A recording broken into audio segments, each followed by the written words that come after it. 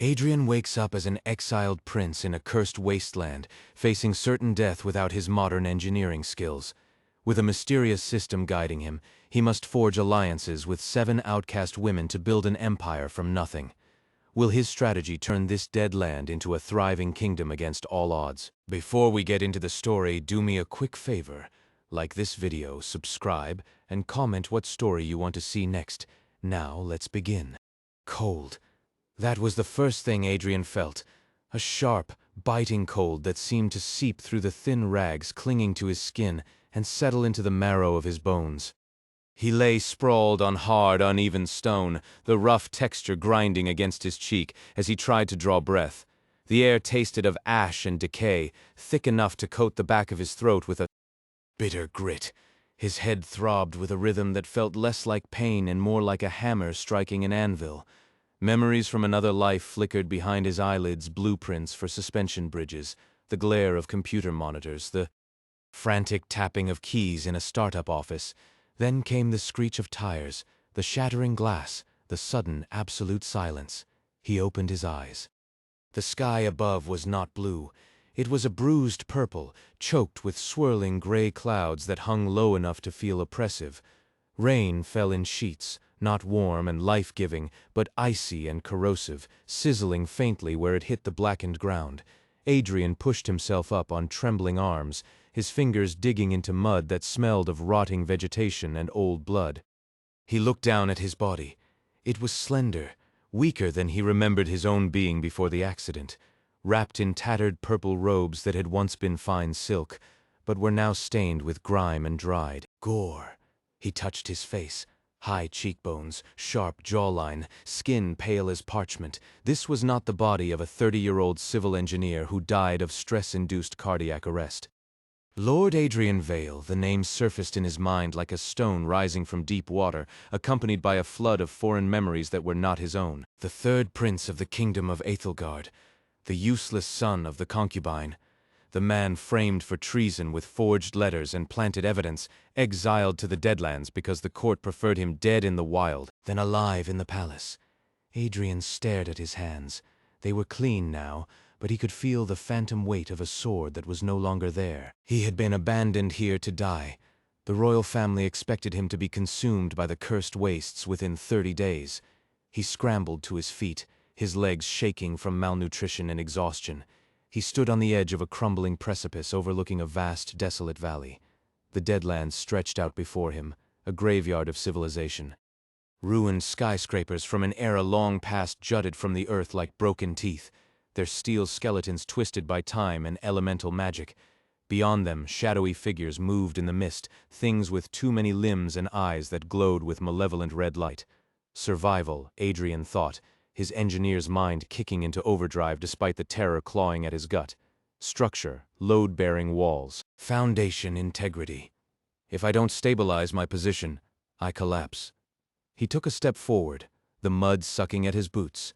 The wind howled through the ruins, carrying with it a strange, chimes-like sound that grew louder as he moved toward a half-collapsed shelter formed by 2 leaning skyscrapers. Inside, huddled under a tarp made of stitched-together monster hides, lay a group of 5 other exiles. They looked up as Adrian approached, their eyes hollow, their faces gaunt. One of them, a woman with scars tracking down her neck and a missing ear, spat at his feet. "The prince returns," she rasped. Her voice was like gravel in a mixer. "Did the king send you back to finish what the monsters started?" Adrian didn't answer immediately. He scanned the shelter. 4 walls of twisted rebar, a floor of mud, a roof of canvas that leaked constantly. No heat source, no food stores, no defense. It was a death trap designed for slow suffocation. "I returned because there is nowhere else to go," Adrian said. His voice was deeper than he remembered, smoother but laced with a cold authority that surprised even him. He walked past the woman, stepping over a pile of rotting wood, and climbed onto the highest point of the shelter's roof. The rain plastered his hair to his skull. From this vantage point he could see the perimeter. The ruins were not random. They followed a grid pattern, laid out by an ancient civilization that had mastered engineering long before magic became the dominant force. The main road ran straight through the center of the valley, leading toward a massive crater in the distance where the air shimmered with unstable energy. Look at this. Adrian muttered, more to himself than anyone else. He traced the lines of the ruined roads with his eyes. The drainage is non-existent. The structural support columns are cracked at the base. If we stay here, the next storm brings down the western wall. We'll be buried. The scarred woman laughed, a harsh barking sound. You talk like a builder, Your Highness, and yet he couldn't build a reputation to save your neck. You are nothing. A third son with no magic, no army, and no worth. I have something you don't. Adrian said, turning to look down at her. His eyes were green, sharp, and utterly devoid of the fear that should have been there. I see how things fit together. You see only survival. I see potential. He jumped down from the roof, landing with a splash in the mud. The group tensed, hands going to makeshift weapons, sharpened rebar, jagged stones. Adrian raised his hands, palms open. My name is Adrian Vale, He said, and if we want to live, we need to stop thinking like victims and start thinking like architects. He turned and walked away from the shelter toward the open wasteland. He needed a vantage point higher than this ruin. He needed to understand the terrain. The memories of his old life merged with the new reality. This wasn't just a curse, it was a problem set, a site plan with hostile stakeholders and zero budget. As he walked, the ground beneath him began to vibrate. Adrian stopped, tilting his head. The sound wasn't wind anymore. It was rhythmic, heavy, approaching from the north, from the direction of the dark forest that bordered the Deadlands. He looked up. Through the rain and mist, a massive shape emerged. It was a beast of nightmare proportions, a bear-like creature covered in chitinous armor plates, its eyes burning with green fire, its claws dragging through the stone, creating sparks. Behind it, shadows detached themselves from the ruins, forming a pack of smaller, wolf-like horrors. Adrian's heart hammered against his ribs, but his mind went silent, calculating angles and distances. The beast was 40 meters away, closing speed, estimated 8 kilometers per hour. His position? Exposed. No cover. No weapons.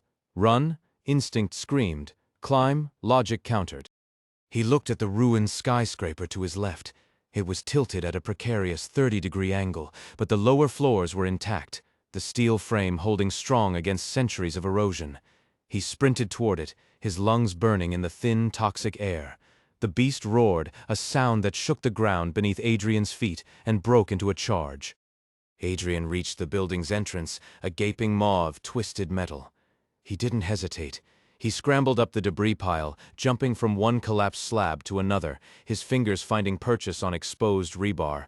The beast slammed into the base of the building, its claws raking deep grooves into the stone foundation. The structure groaned, dust raining down on Adrian's head. He pulled himself onto a balcony 30 feet up, hanging by one arm as he swung his legs over the railing and dropped inside. The interior was dark, filled with the smell of damp concrete and old dust. He crawled toward the center of the room, pressing his back against a load-bearing pillar. The beast outside snarled, pawing at the walls. Adrian watched through a crack in the wall as the smaller wolves circled, waiting for him to come out.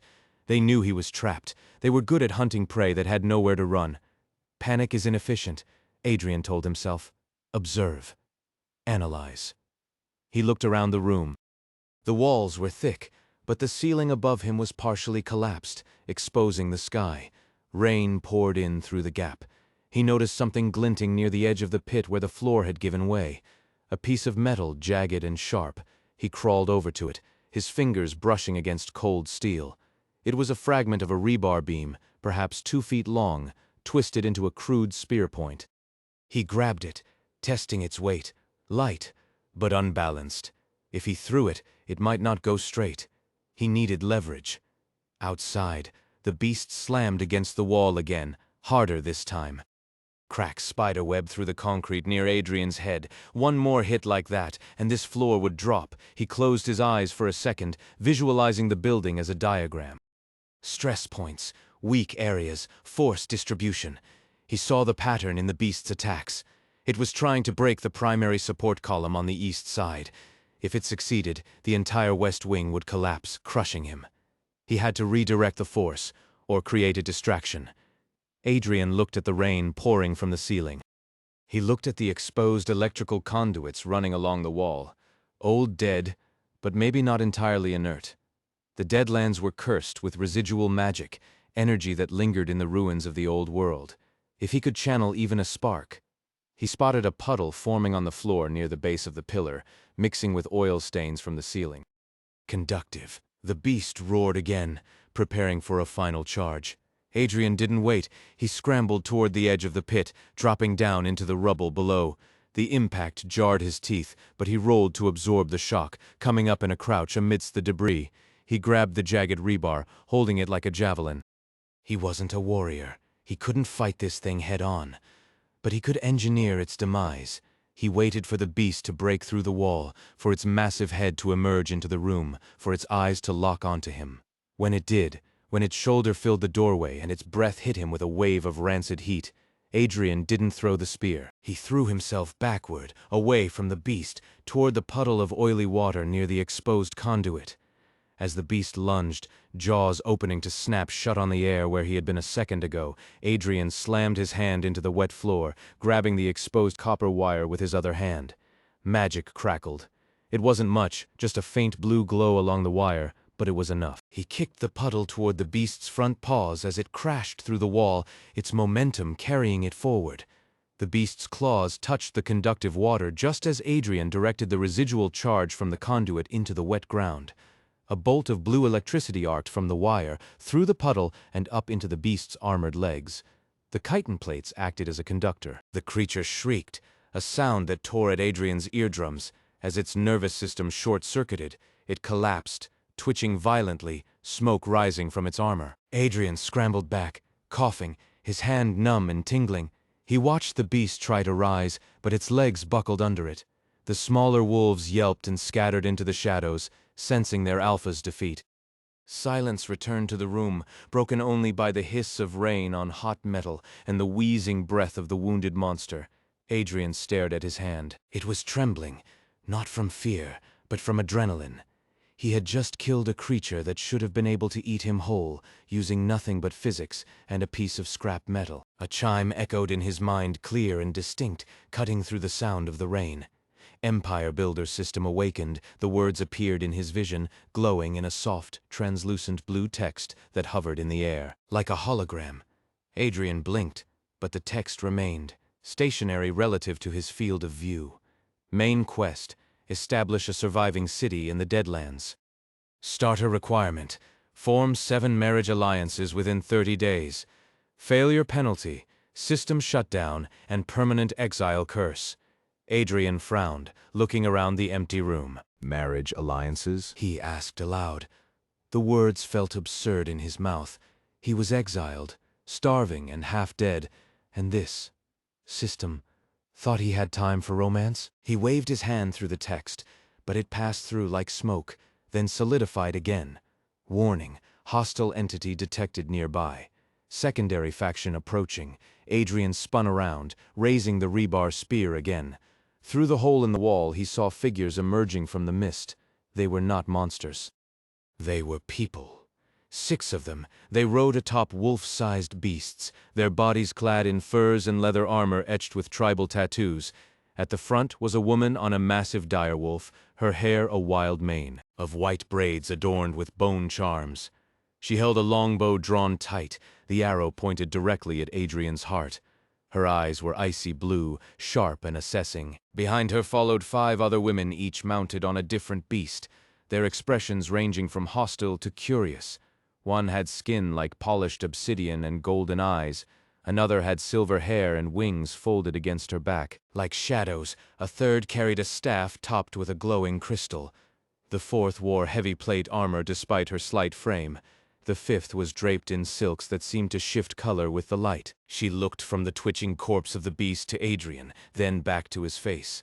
Her gaze lingered on the jagged rebar in his hand, then drifted to the smoking corpse of the dire beast. Lying between them, the white-braided woman did not lower her bow further. If anything, her posture tightened, the muscles in her forearms corded like steel cables beneath her fur-lined tunic. "You have a talent for wasting good animals," she called out. Her voice was rough, stripped of melody, carrying the weight of someone who had shouted over battlefields for too long. And poor aim with your lightning tricks. You missed the brain. Adrian kept his grip on the rebar. Though he lowered it an inch, he assessed the distance, 30 feet to the edge of the collapsed floor, about 3 feet to the nearest rider. If he ran, they would cut him down before he cleared the rubble. I killed it. Adrian said, "It was going to kill me." "It was hungry," she corrected. "There is a difference. In the Deadlands, hunger is the only honest law." She shifted in the saddle of her dire wolf, the massive beast shifting its weight with a low growl that vibrated through the floorboards. The wolf's eyes were yellow, slit-pupilled and intelligent. It looked at Adrian not as prey, but as a rival alpha that had gotten lucky. "I am Lyra," the woman said. She did not offer her name kindly. It was a statement of fact, like identifying a landmark or a weapon. "former commander of the Northern Guard. Now, nothing. Like you." Adrian nodded slowly. He recognized the uniform beneath her furs, the torn sigil of the 3rd Legion stitched onto her shoulder, faded by blood and rain. Lyra Frostbane, the woman who had been stripped of her rank for refusing to slaughter a surrendered village, the one who would become his first shield. Adrian Vale. He replied, "Exiled prince, current homeless person." Lyra's lip curled, not in a smile, but in a sneer of disdain. She looked past him, into the dark interior of the ruined building, then back to the others behind her. The group dismounted with practiced synchronization. One woman dropped from her saddle and landed silently on the wet gravel, her heavy plate armor clinking softly. Another adjusted the crystal staff in her hand, its glow pulsing in rhythm with her breathing. "You expect us to believe a prince knows how to survive here?" Lyra asked. She stepped forward, her boots crunching on broken glass. "Princes rot in gold. They die in silk." "I died once already," Adrian said. He let the truth hang in the damp air. That was the easy part. This. He gestured to the carcass, to the rain, to the hostile crowd gathering at his back door. This is just engineering. Lyra stopped 10 feet away. She reached up and unslung her longbow, hooking it over her shoulder. The movement was fluid, efficient. She drew a short sword from her hip, testing the balance. The blade was notched, stained with old blood. "You are alone. Lyra stated. 6 of us. We could take you apart before your system chirps again." "My system?" Adrian tilted his head. Lyra ignored the question. Her icy blue eyes narrowed. "We heard the thunder, felt the ground shake, and now we find a man standing over a alpha beast's corpse, holding a piece of trash like a kin." G's scepter. She kicked a shard of concrete with her boot. "It smells like magic. Old magic. Forbidden." "Residual energy," Adrian corrected automatically, "from the pre-collapse infrastructure." "The conduit was live. I just completed the circuit." Lyra stared at him for a long moment. Then she laughed, a sharp, barking sound that lacked any humor. "Circuit. You speak like a madman who lost his mind in the asylum before they kicked you out here." She turned to the others. "Check him. If he has anything worth taking, take it.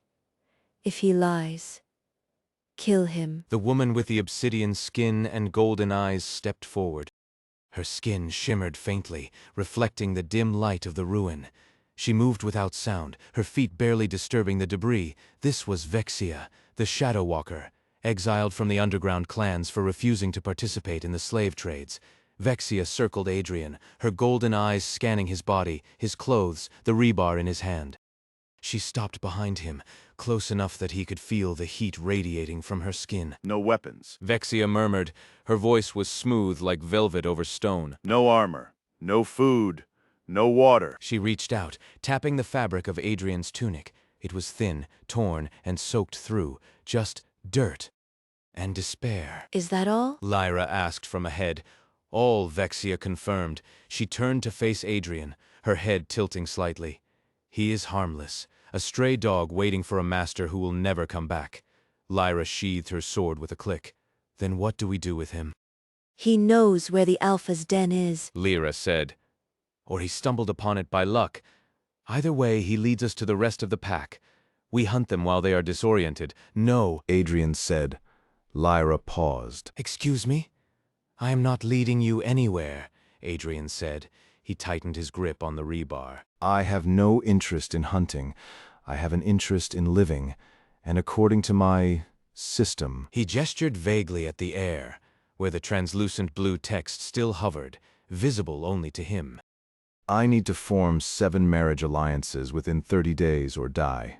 So if you are looking for a guide, you picked the wrong guy. The silence that followed was heavier than the rain. Lyra stared at him. Then she looked at Vexia, then back to Adrian. Her expression shifted from disdain to cold calculation.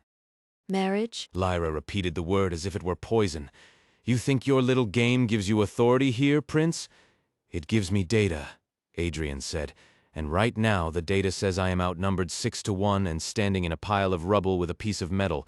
So unless you want to spend the next hour debating my life choices, I suggest we stop talking. Lyra's hand went to her sword hilt again. You have 3 seconds to surrender that rebar and kneel. 2, Adrian said. He didn't move. He watched her eyes, looking for the tell of a lie. There wasn't one. She was ready to kill him. It was just protocol. 1. Lyra drew her sword. The steel sang in the damp air. Then a voice cut through the tension, high and clear like a bell. Stop! The woman with the silver hair and shadow wings stepped forward. Her wings were folded tight against her back, but the tips twitched nervously. Ilara, the disgraced healer, cast out for healing the enemy instead of the king's allies. He raised her hand, palm open. A soft green light emanated from her fingertips, illuminating the rain around her. She is right to be cautious, Lyra. But killing him now, it would be a mistake. Lyra hesitated. Why? Because, Ilara said, looking at Adrian with wide, anxious eyes. He has no magic. None. But he killed an alpha beast with physics. Do you know how rare that is? In the Deadlands, power is usually given by gods or demons. This man, he made his own.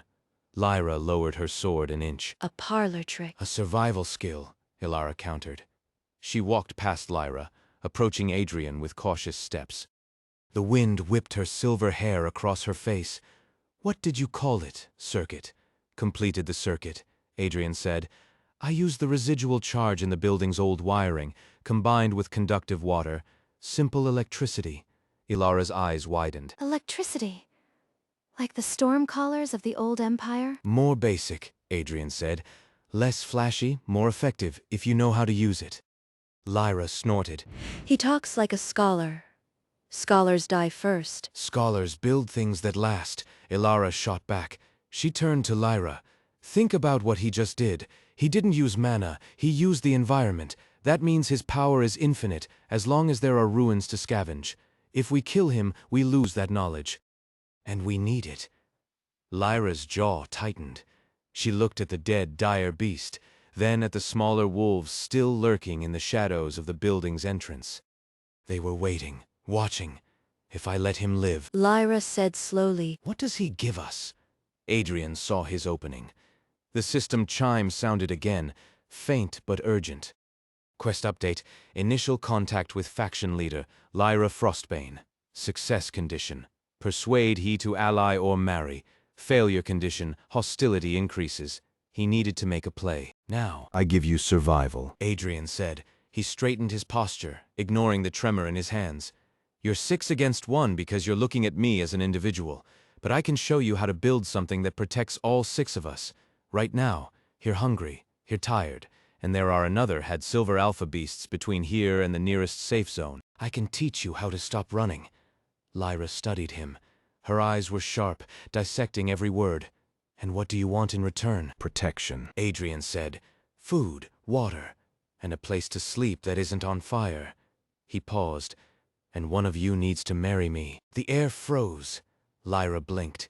Ilara gasped. Even the shadow wolves whined softly and backed away from the building. You. Lyra started, then stopped. Her face went pale with rage. You come into my territory, kill my Pax Alpha, insult my intelligence, and then ask for marriage? It's a strategic alliance, Adrian said calmly. The system requires it. If I die, the alliance dissolves. You lose the protection. I don't get the city. It's mutually beneficial. Spare me your madness, Lyra growled. She raised her sword again. I will carve your heart out and feed it to my wolf before I bow to you. Then we have a problem, Adrian said. He looked at Ilara. Healer. You seem reasonable. What's your stake? Ilara stepped between them, her hands glowing with protective light. Adrian, please. Lyra is proud. She will not accept this lightly. I don't care about pride. Lyra shouted. Her bow was in her hand again, an arrow knocked in a split second. I care about survival. And you are the greatest threat I have seen in 10 years. The arrow whistled through the air.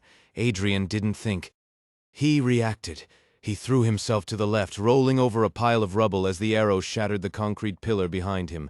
Dust exploded into his eyes. Kill him! Lyra screamed. The 6 women moved as one. Vexia lunged from the side, her dagger flashing in the dim light. The obsidian-skinned warrior moved with blinding speed, aiming for Adrian's throat.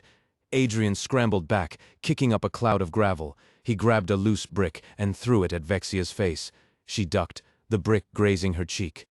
Ilara shouted a spell. A vine of green energy burst from the ground, wrapping around Adrian's ankle. He fell hard, the breath knocked out of him. Lyra stood over him, her sword raised high. Dying is easier than serving. Adrian looked up at the blade. Then he looked past Lyra to the edge of the room where the smaller wolves were gathering. They weren't watching the fight. They were watching the hole in the ceiling.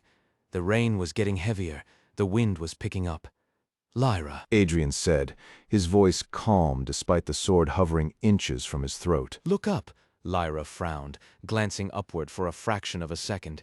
In that fraction of a second, Adrian drove his elbow into Vexia's nose as the assassin came in for the kill. Vexia shrieked, stumbling back, blood spraying from her golden eyes. He rolled free of Ilara's vines, grabbing Lyra's sword arm and twisting. Lyra gasped, losing her grip on the hilt. The sword clattered to the floor. Adrian stood up, putting himself between Lyra and the other women. He held his hands up, palms open. The roof is collapsing. Adrian said loudly, "The structure is compromised. You all know the stress points. I can feel the vibration in the floor. If you kill me, we all get buried alive under 3 tons of concrete." Lyra stared at him, her chest heaving. She looked at the ceiling, then at the cracks spreading across the walls. The building was groaning, the rain accelerating the decay. You're lying. Lyra said, but her voice lacked conviction. "Check the vibrations," Adrian said. "Put your hand on the floor." Ilara stepped forward, hesitant. She placed her palm on the wet ground. Her eyes widened. It's shaking. Deep down, the foundation is giving way. The alpha beast's charge weakened the support column. Adrian explained quickly.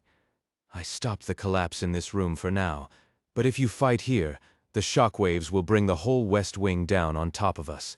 Silence stretched between them. The rain hammered against the ruins. The wolves growled softly, sensing the shift in power. Lyra slowly lowered her hands. She looked at Adrian. She looked at he, then at the cracks spiderwebbing across the ceiling where the rain poured through in gray sheets. The vibration in the floor was no longer a theoretical threat. It was a physical tremor that rattled her teeth. The Alpha's charge. Lyra said quietly. You say it compromised the support? "I calculated the load-bearing capacity of pre-collapse concrete against the kinetic energy transferred by a creature of that mass moving at terminal velocity," Adrian said, keeping his hands visible but low. "The primary column snapped 6 feet above us. I braced the secondary beam with my own body weight and a steel girder. It's holding, barely. But every step you take toward me adds stress. Every swing of your sword sends shockwaves through the unstable framework." He gestured to the hole in the roof. "That water is corrosive. The Deadlands rain eats stone. You want to wait for it to widen the cracks while we stand here? Or do you want to survive?" Lyra's eyes narrowed, scanning his face for deception.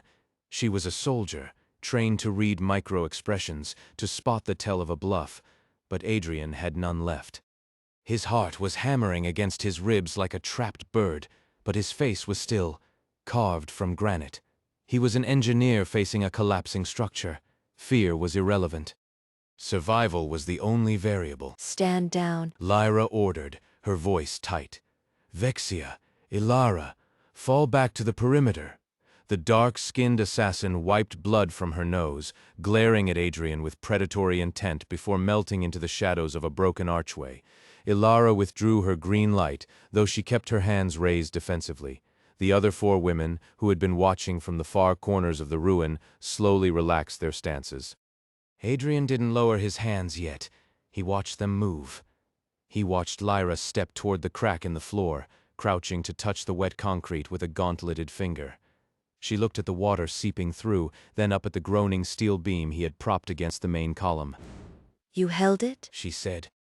It wasn't a question. I applied torque to the fulcrum point until the structural integrity returned to safe levels. Adrian replied. For about 10 minutes, then gravity wins. Lyra stood up, her sword still on the ground beside her. She picked it up, not to threaten him, but to clean the rain from the blade. 10 minutes is a lifetime in a siege. It's enough time to make a decision, Adrian said. He walked past them, moving deliberately toward the center of the room where the floor was most stable. He didn't look back. If they attacked now, he couldn't dodge a second volley. He had to trust that logic held more weight than hate. He stopped 3 paces from Lyra and pointed to the large, jagged hole in the north wall.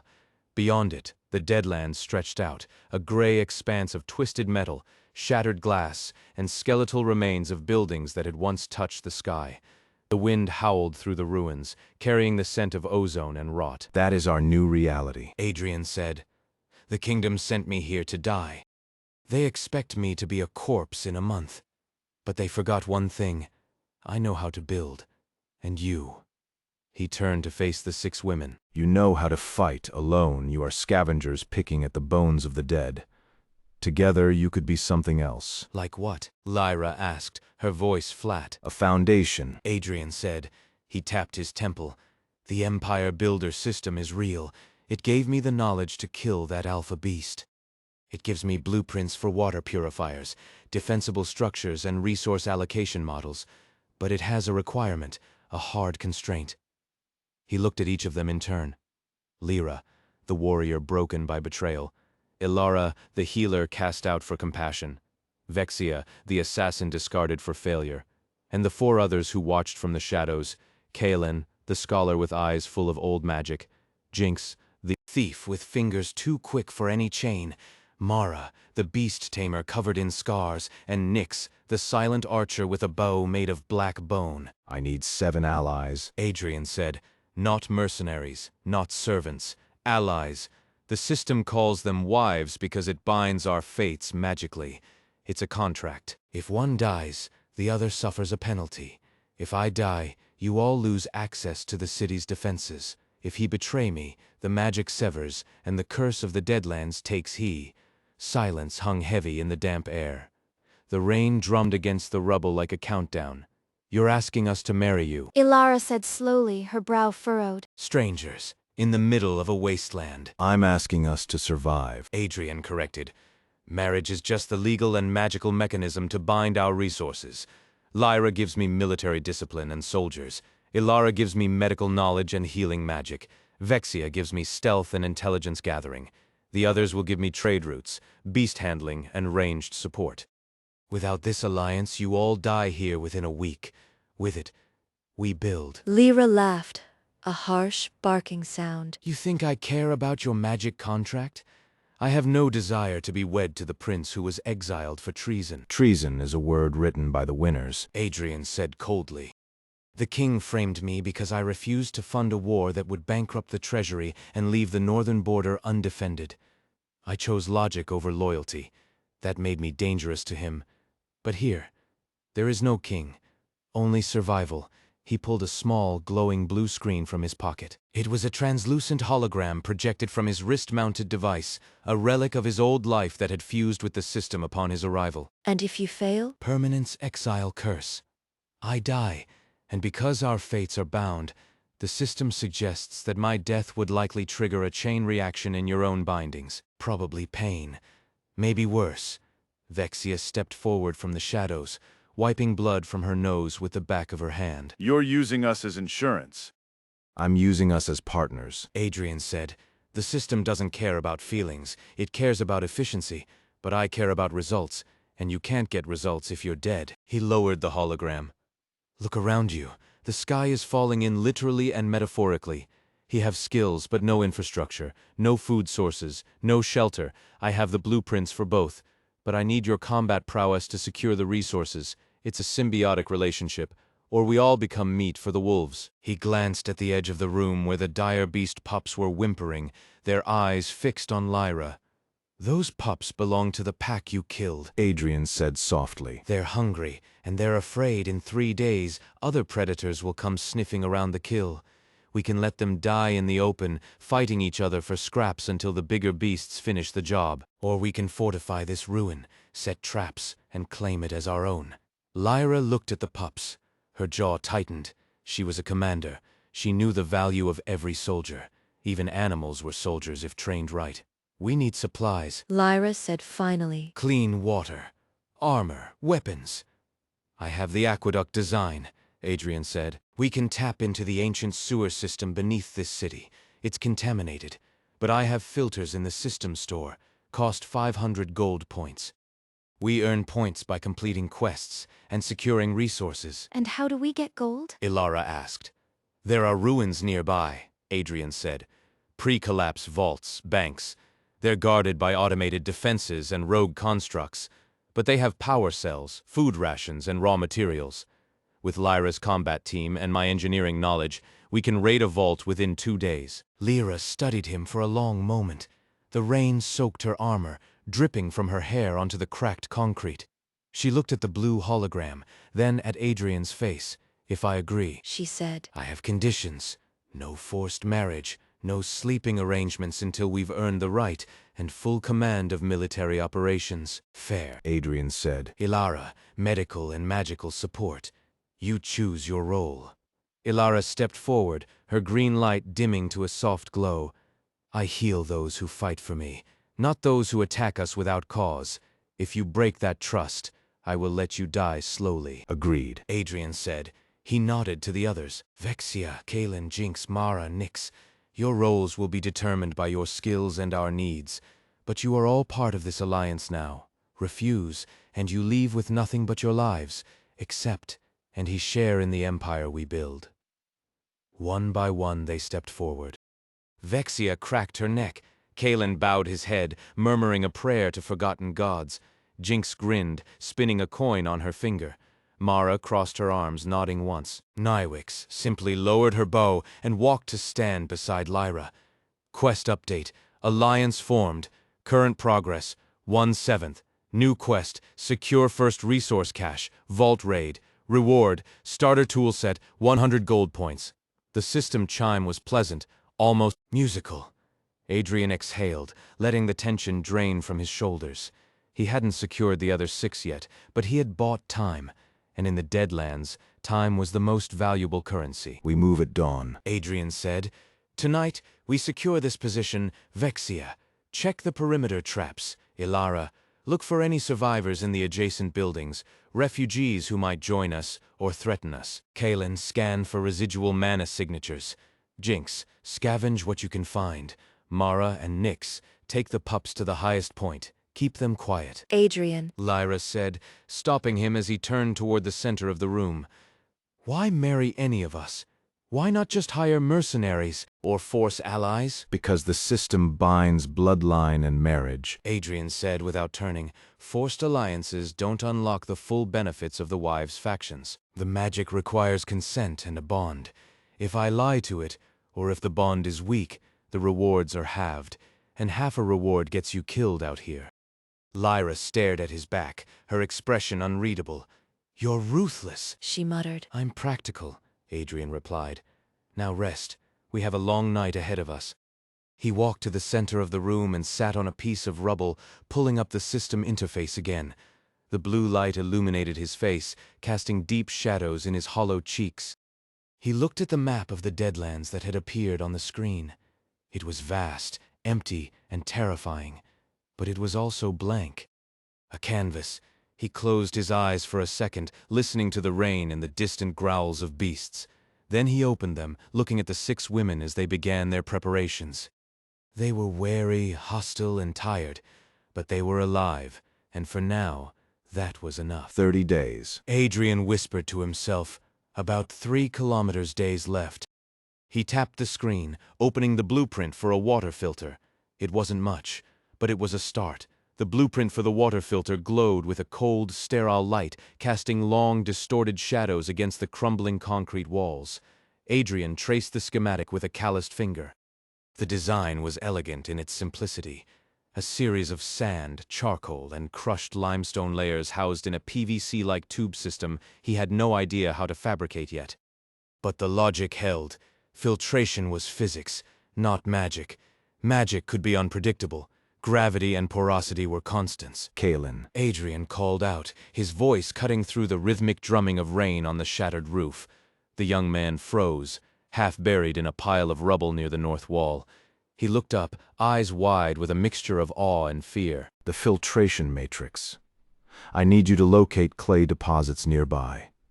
Natural earth clays that have fired in high heat. Do they exist? Kalen, no. Deaded slowly, standing up and brushing dust from his tunic. The old kingdom built kilns along the riverbeds before the collapse.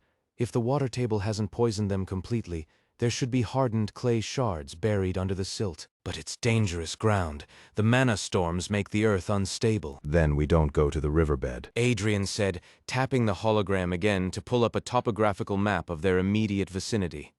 We look for thermal vents. Where there is heat, there is fired clay. And where there is fired clay, there is likely to be silica sand from ancient glassworks. He pointed to a cluster of red lines on the map, about 3 kilometers to the west. That ridge there, it shows up as a high-temperature anomaly in the system's thermal scan. We go there at first light. Lyra stepped into the circle of blue light, her armor clinking softly. She had shed the heavy plate for something more mobile, but she still looked like a weapon wrapped in leather and steel. 3 kilometers through cursed wastes, she said, her tone flat. Without proper gear, we won't last an hour.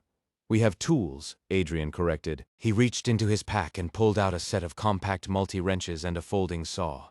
They were crude, made of scrap metal he had scavenged from the palace ruins, but they were sharp. And we have Lyra Frostbane's reputation.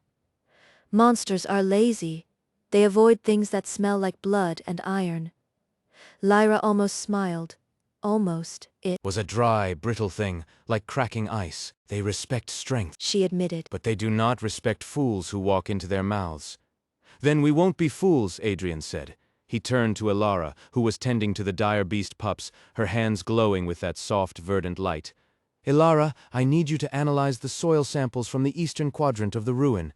Look for microbial activity. If there's life in the dirt, we can farm. If not, we dig deeper. Elara didn't look up. She was humming a low, wordless tune as she worked, her fingers dancing over the small, shivering creatures. The pups were quieter now, their earlier panic replaced by an exhausted lethargy. The earth is dead here. She said softly. Not entirely. There are traces of fungal networks, but they're fractured, poisoned by residual mana radiation. Farming will be hard. We'll need magic-enhanced soil, not just water. We'll get it, Adrian said. With the vault raid in 2 days, we might find ancient agricultural modules, pre-collapse tech, that's self-sustaining. And if we don't, Vexia asked from the doorway. She had returned from her perimeter check, wiping black ichor from her knuckles with a rag. She looked exhausted, her skin pale and sweaty despite the chill in the air. If we come back empty-handed, or if we die trying, Then we eat the pups. Adrian said calmly. Vexia blinked. The other women turned to look at him. Adrian met their gazes without flinching. I'm joking, He added, though his expression remained serious. but Vexia is right to worry. Survival isn't just about food and water, it's about morale. It's about knowing that tomorrow will be better than today. That's why we take the vault raid, not just for gold, but for proof that we can win. He stood up, walking over to the map table. He projected a 3D model of the target location, a bank vault located in the ruins of the old capital district, now half swallowed by a sinkhole. The structure was reinforced with lead-lined doors and automated turret systems, powered by dormant nuclear batteries. Security is tight, Adrian said, pointing to the diagram. but it's predictable. Automated turrets follow pattern recognition algorithms. They target movement, thermal signatures. We can trick them. How? Kalen asked.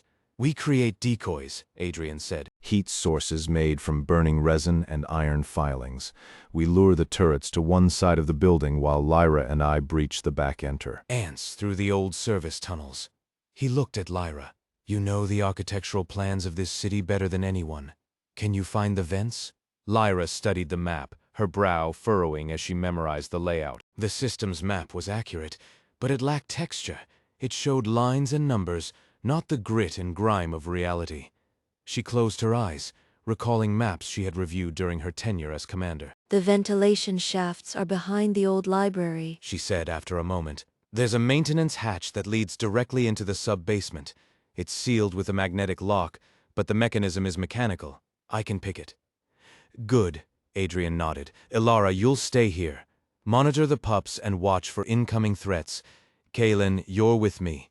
Your magic detects energy signatures. If those nuclear batteries are still active, your mana sense will tell us before we step into a radiation field.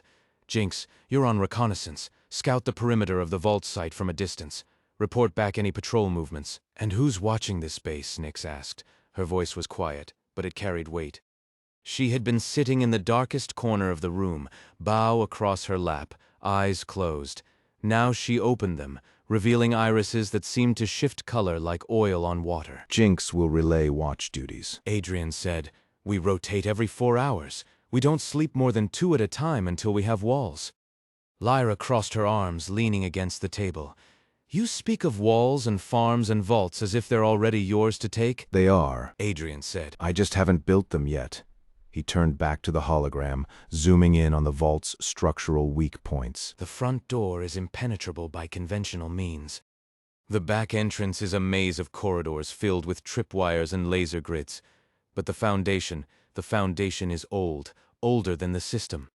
Older than us. He tapped a section of the floor plan near the basement level. Here. This was an elevator shaft for service vehicles. It's collapsed, but the hoist mechanism is intact. If we can lower ourselves down without triggering the collapse alarms, we're inside. And if the alarms trigger? Vexia asked. Then Lyra and I fight our way out while Kaylin and Jinx secure the loot. Adrian said. But that's a risk we'll take only if necessary. We go in quiet. We stay invisible. He looked at each of them in turn. Lyra, the soldier who had lost her army. Ilara, the healer who had lost her sanctuary. Vexia, the assassin who had lost her purpose. Kaylin, the scholar who had lost his gods. Jinx, the thief who had lost her hand. Mara, the diplomat who had lost her voice. Nyx, the hunter who had lost her pack. We are all broken, Adrian said, his voice dropping an octave, becoming rougher, more real. But broken things can be reforged. The Deadlands didn't exile us to die. It exiled us because we were dangerous. We disrupt the natural order of kings and nobles. We don't fit in their world, so we build our own. Silence stretched across the room, heavy and thick. The rain outside seemed to fade, leaving only the hum of Adrian's hologram and the shallow breathing of the women around him. Lyra was the first to move.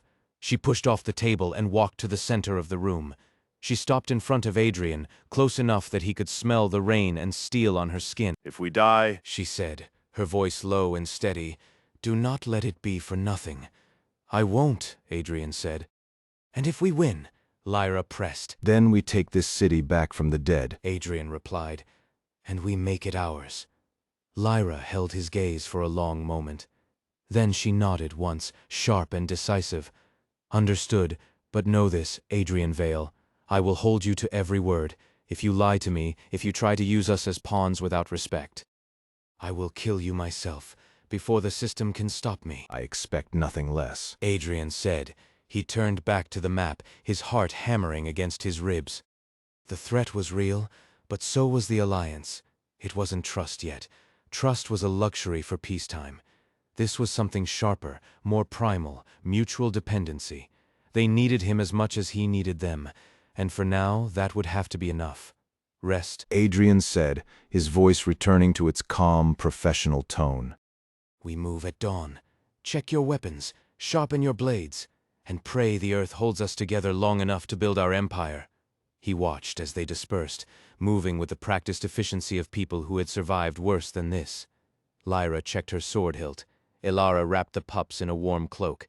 Vexia cleaned her daggers. Kaylin prayed silently. Jinx sharpened her knives. Mara listened to the wind. Nyx stood by the window watching the dark. Adrian looked back at the hologram. The timer in the corner ticked down relentlessly. Grabbing the exposed copper days, we need made of copper gold days hours. He tapped the screen, pulling up a new list. items to procure, clay, sand, charcoal, lead. Then he pulled up another. Long-term goals, defense walls, water filtration system, farming modules, military barracks. One step at a time, one brick at a time. He closed his eyes, letting the weight of the system sink in. It was heavy. Heavier than any bridge he had ever designed, heavier than any skyscraper he had planned. But it was stable. The calculations were sound, the foundations were laid. Now came the hard part, making sure the builders didn't tear the foundation down before the walls went up. The blue light of the hologram flickered and died, leaving Adrian in near darkness. The only illumination came from the distant, sickly glow of the Deadlands sky, filtering through the cracked ceiling of the ruin. He lay on his back on a pile of damp rubble, his clothes stiff with dried rain and grime, staring up at the jagged silhouette of a broken pillar against the storm clouds. Sleep did not come. The adrenaline from the Alliance formation had faded, replaced by the cold, creeping anxiety of the engineer who knew the load-bearing walls were thin. He closed his eyes, forcing his heart rate to slow, counting the seconds between lightning strikes. 3, 4, 5. Then the boom rattled the teeth in his skull. 30 days. The number hung in the dark like a guillotine blade. 1 day down. Grabbing the exposed copper to go. If he missed a single night of planning, if he miscalculated a resource stream or misjudged a faction's temper, the system would shut down. The exile curse would take him, and since Lyra's life was tethered to his by the binding spell, she would die too. He sat up, wincing as his muscles protested the cold stone beneath him. His stomach gave a hollow growl, but he ignored it. Hunger was a manageable variable, panic was not. A shadow detached itself from the corner where Vexia had been sleeping. She moved silently, her boots making no sound on the wet concrete. Adrian tensed, his hand drifting toward the dagger at his belt, before relaxing as she stopped 3 paces away. You're awake, She said. Her voice was flat, devoid of accusation or sympathy, just a statement of fact. Can't sleep? Adrian replied. He pulled his knees up to his chest, resting his forearms on them. The math doesn't add up. Vexia sat cross-legged opposite him, leaning back against a crumbling pillar. She pulled her cloak tighter around herself. The rain had intensified outside, drumming against the exposed rebar of the roof like hail. The vault? The timeline, Adrian said. We need grabbing the exposed copper-gold points to unlock the water filters. The vault raid offers 100. That leaves 400. We can't get that from a single run. Not with the current security density in the capital district. Vexia's eyes narrowed in the dim light. Then we take more than one vault. Which ones? There are 3 banks in the old financial district. All pre-collapse, automated defenses, high loot potential. She shrugged, a jerky motion. I know where they are. I worked for the syndicate that used to protect them before they collapsed. I know their blind spots. Adrian studied her. Vexia wasn't just an assassin. She was intelligence. He had seen it in how she mapped the perimeter earlier, noting not just threats but escape routes and structural weaknesses. You're offering me a heist list? I'm offering you a chance to not starve, she said dryly. Or die trying. Same difference out here. Adrian nodded slowly. Keep that in mind. When we raid the first vault, I'll need you on point for the secondary routes. If the primary exit is compromised, we need 3 more ways out. Vexia grinned, a sharp, dangerous expression. You talk like a thief now, Prince. I talk like a survivor, Adrian corrected. There's a difference. She stood up, stretching her arms over her head with a series of pops. Get some rest, engineer. Tomorrow we break into a bank and fight robots. You'll need your energy. Before she walked away, Adrian spoke again. Vexia? She paused, looking back over her shoulder. Why did you join us? He asked. It wasn't an interrogation. It was genuine curiosity. You could have left. When I laid out the terms, you had a choice. You stayed. Vexia's expression didn't change, but something in her eyes shifted. A flicker of old pain, quickly buried. Because I have nothing else, She said simply. And because you didn't ask me to kneel. Most nobles do that when they need muscle. You asked for partners. She turned and vanished back into the shadows near Ilara's sleeping form. Adrian watched her go, then looked up at the ceiling again. Partners. The word felt foreign on his tongue. In his past life, he had dealt with contractors, subcontractors, city planners. Relationships were transactional, bound by contracts and legalities.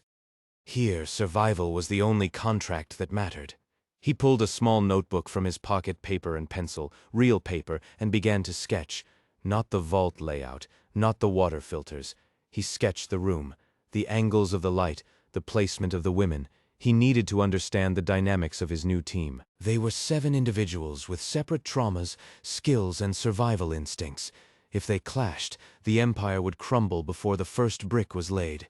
He drew a rough circle in the center, Adrian, then 6 dots around it, lines connecting them, some thick, some thin. He labeled the connections.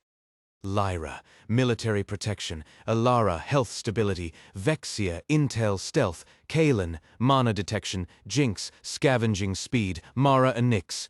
He paused at Mara and Nyx. He hadn't spoken to them much yet. Mara had been quiet, observing everything with a calm, detached interest. Nyx had been focused entirely on the dire beast pups. He needed to understand their roles better. But for now, the immediate threat was the night and the dawn. Adrian closed the notebook and slipped it into his tunic. He lay back down, pulling his cloak over himself.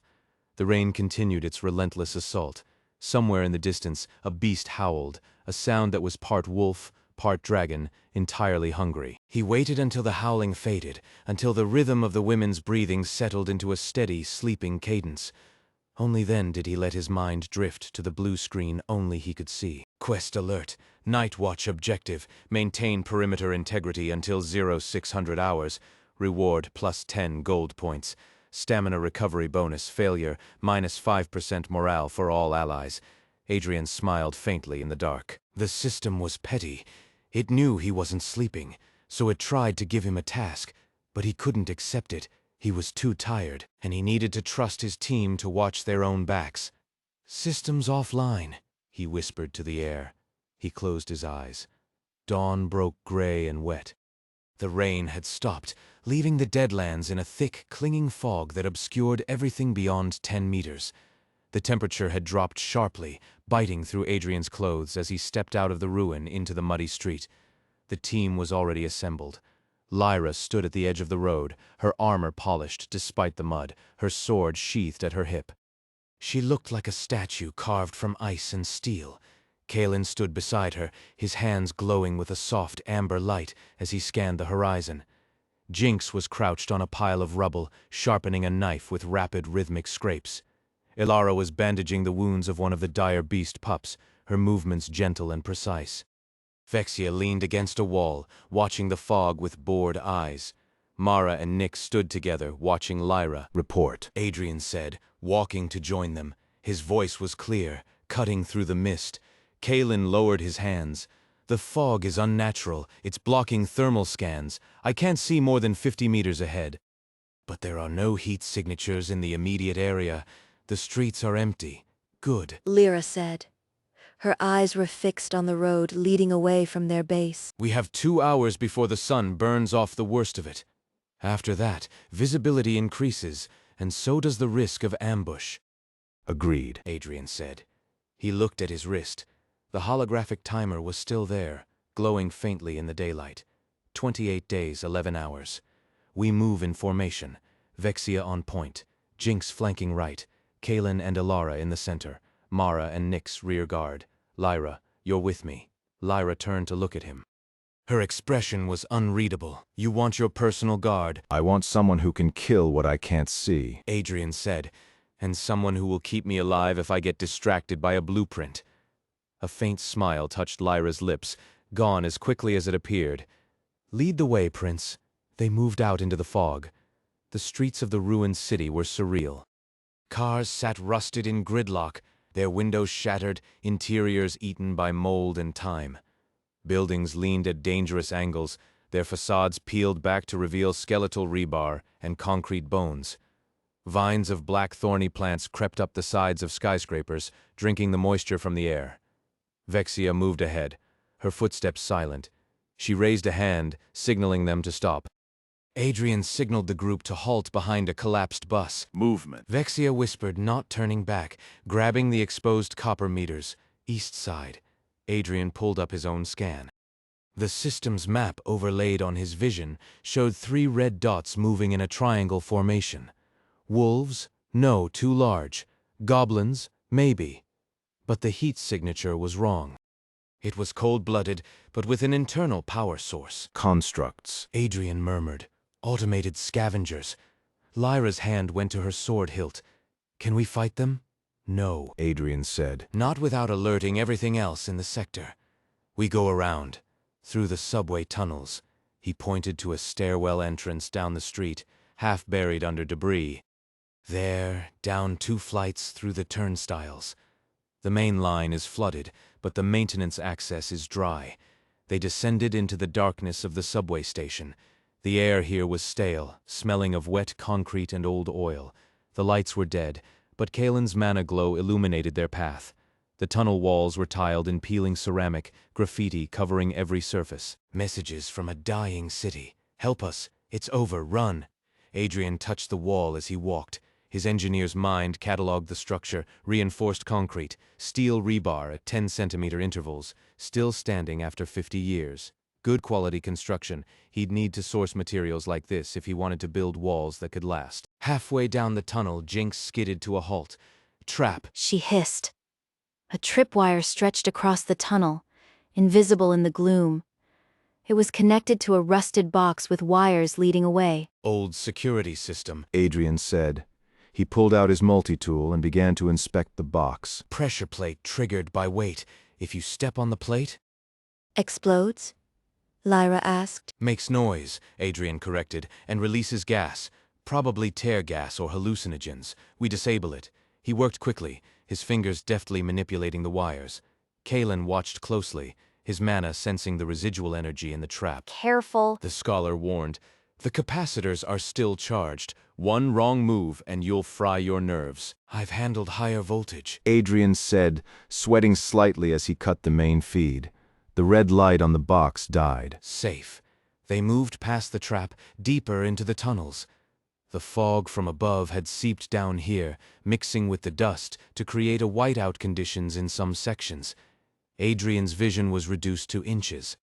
He relied on Lyra's guidance, her hand on his shoulder, pulling him forward when he stumbled on uneven ground. "Why do you trust me so much?" Lyra asked suddenly. Her voice echoed softly in the tunnel. Adrian paused. "What do you mean?" You're letting your back be exposed to me. she said. In combat, that's a death sentence for a leader. "Because I know where my blind spots are," Adrian replied.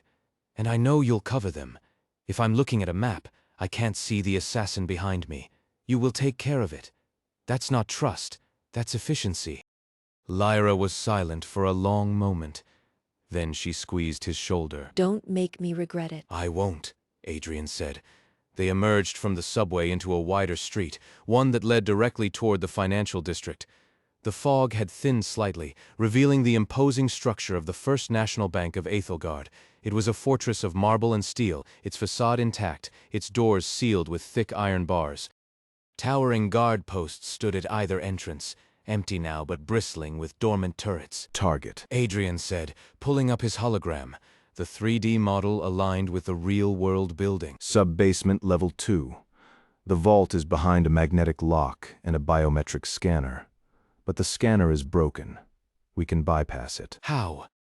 Vexia asked, appearing from the shadows of an alleyway opposite the bank. I have the override code. Adrian said. He tapped his wrist device. "It's in my system data, but I need Kalen to amplify the signal to the door's receiver. Jinx, you'll climb to the roof and disable the antenna array so they don't call for backup." Lyra. Lyra nodded. I'll breach the front if needed. "No," Adrian said. "We go in through the service entrance, around the back. Less risk of tripping the silent alarms." They circled the building, moving along the perimeter. The service door was a heavy slab of reinforced steel, painted a peeling shade of institutional gray. It looked immovable, designed to withstand siege engines or industrial accidents. Adrian ran his fingers along the seam, feeling for gaps in the weather stripping that might hide a pressure sensor. He found none. "Jinx," Adrian called out. A shadow detached itself from the wall above them. Jinx dropped silently, landing in a crouch, with her knees bent and arms spread wide for balance. She wore a leather jacket that creaked as she stood, adorned with too many buckles and straps that held tools Adrian couldn't identify. Her hair was dyed a violent shade of violet, shaved short on one side, long and tangled on the other. A jagged scar ran from her left eyebrow down to her jawline, pulling her lip into a permanent sneer. Roof's clear. Jinx said, brushing dust off her jeans. I cut the main comms line 3 floors up. No one at the bank is calling for help unless they want to walk through 6 floors of dead zones. Good, Kalen. Adrian turned to the mage. Kalen stepped forward, his robes damp and heavy with condensation. He was an older man, his face lined with decades of squinting at ancient texts rather than sunlight. His beard was white and braided tightly with silver rings that hummed faintly when he moved. He held a wooden staff, topped with a cracked crystal that pulsed in time with his breathing. The lock mechanism is electronic. Kalen said, his voice raspy. But the receiver is analog. It needs a carrier wave to simulate the biometric scan. Can you fake it? Adrian asked. Kalen tapped the crystal on his staff. Sparks jumped from the tip, dancing in the damp air. I can generate a signal, but I need you to bridge the connection physically. There's no wireless handshake protocol left in this relic. Adrian nodded. He pulled a slender cable from his belt, part of his starter toolset, made of copper wire stripped from a nearby power line and wrapped in insulation he'd salvaged from an old jacket. Vexia, watch the street. Lyra, cover Kalen's blind side. Everyone else, close ranks. Adrian knelt before the door's control panel. The metal was cold enough to burn his skin through his gloves. He stripped the ends of his cable with his teeth, revealing the shiny copper strands. He twisted them together, creating a makeshift probe. Give me power, Adrian said. Kalen raised his staff. The crystal flared bright orange. A low hum vibrated in Adrian's teeth. Kalen extended the staff toward Adrian's hand, directing the energy flow into the cable. Adrian pressed the twisted copper against the port on the panel. The system interface flickered in his vision. Detecting external power source, bypass initiated. Verifying biometric signature, false. Injecting fake data stream, access granted. A mechanical clunk echoed from deep within the door. The red status light above the handle turned green. Kalen, cut the feed, Adrian said immediately. The mage pulled the staff back. The orange glow died instantly. The hum ceased. Silence rushed back into the street, heavier than before. The lock disengaged manually? Vexia asked, still scanning the fog-shrouded street opposite them. Most modern doors electrically engage on power loss, This is pre-collapse. Adrian said, wiping sweat from his forehead. Older systems default to open for safety. Or so I hope. He grabbed the handle and pulled. The door groaned, metal grinding against metal, then swung inward with a shriek that made Jinx wince. Light noise, Lyra murmured, stepping into the opening with her sword drawn. but effective. They slipped inside. The air smelled of ozone and old paper. The service entrance led to a narrow corridor lined with filing cabinets that had toppled over decades ago. Files lay scattered across the floor, their pages yellowed and brittle. Adrian stepped carefully over a stack of loan applications from 20 years prior, approved, denied. Split up. Adrian said quietly, Ilara, take Kalen to the left wing. Check for structural instability in the basement levels. Vexia, Jinx, right wing, loot the administrative offices on the upper floors. Lyra and I will go down to the sub-basement vault. Lyra nodded, her eyes scanning the shadows. Keep your head down. If there are constructs here, they'll be in the blind spots of the cameras. And the cameras? Jinx asked, grinning. Dead, Adrian said. but their sensors might still be active on motion and heat. They moved deeper into the bank. The vault was behind a secondary door. This one rotating steel wheels with 3 dials, analog tumblers. Adrian had spent hours memorizing the schematics from the system's database. It wasn't magic, it was mechanics. And mechanics were honest. Help me. Adrian said. Lyra placed her hands on the heavy wheel to his left. Her muscles corded in her forearms as she turned it. The mechanism clicked with satisfying precision. Click, click. First dial is set to 42. Adrian murmured. Second dial. Kalen, do you know the combination? The archives are destroyed. Kalen's voice came from the corridor behind them. He was holding his staff like a lantern, illuminating piles of ash where desks used to be. But the bank manager would have used a date significant to him. His name was Harold Vance, born in the year of the lion. Adrian frowned. Which year is that? The fourth era, Kalen said. Year 712, 712. Adrian counted on his fingers. He looked at the second dial. It numbered from 0 to 99. So, set it to 12? Or 712 modulo 100? Try 12, Lyra said, her voice tight. She was straining against the wheel. Hurry. Adrian spun the middle dial to 12. Then he looked at the third dial. Birth year? Death year? No. Too morbid. Anniversary? Too personal. The founding of Ethelgard. Adrian said suddenly, the city is to secure the seeds in 2 days, years old. The bank is 50-50. He turned the third dial to 50. Lyra pushed the wheel forward. Click. The heavy door shuddered. Then, with a hiss of depressurizing hydraulics, it swung open inward. Inside, the vault was a cathedral of silence. Rows of safety deposit boxes lined the walls like honeycombs. In the center sat a massive steel pedestal holding a single reinforced case. Adrian's heart hammered against his ribs. He walked to the pedestal. The case was locked with a biometric scanner that looked far more advanced than the door. The inner lock. Lyra said, her sword still drawn, scanning the corners of the room. Or an override command from the system owner. He looked at Lyra. Can you cut it? Steel thickness? 10 centimeters? Adrian said. Lyra's eyes narrowed. She sheathed her sword and pulled a small sledgehammer from her belt. It was black iron, etched with runes of weight. Stand back. She raised the hammer and brought it down on the case. The impact sent a shockwave through the vault. Dust rained from the ceiling. The case didn't dent, not even a scratch. Lyra gritted her teeth and swung again. And again, her arms blurring, the runes on the hammer glowing red with kinetic energy. On the third strike, the metal groaned. A hairline fracture appeared in the corner. Stop, Adrian shouted. You're going to collapse the ceiling. Lyra halted, breathing hard. She looked at the fractured case, then at Adrian. It's tough. It's adamantite alloy, Adrian said, walking over to inspect the damage. Nothing simple will break it. We need the key. The system didn't give us a key, Lyra said, wiping sweat from her brow with the back of her gauntlet. Her armor was dented in 3 places from the recoil. No, Adrian said, but it gave us a tool. He pulled out a small, crystalline device from his pocket, a resonance tuner he'd crafted from scavenged parts during the night. It looked like a pocket watch with prongs instead of hands. The alloy has a specific vibrational frequency. If I match it, the molecular bonds will loosen for 3 seconds. He attached the tuner to the case. He closed his eyes, tuning the dial until he felt the vibration in his bones.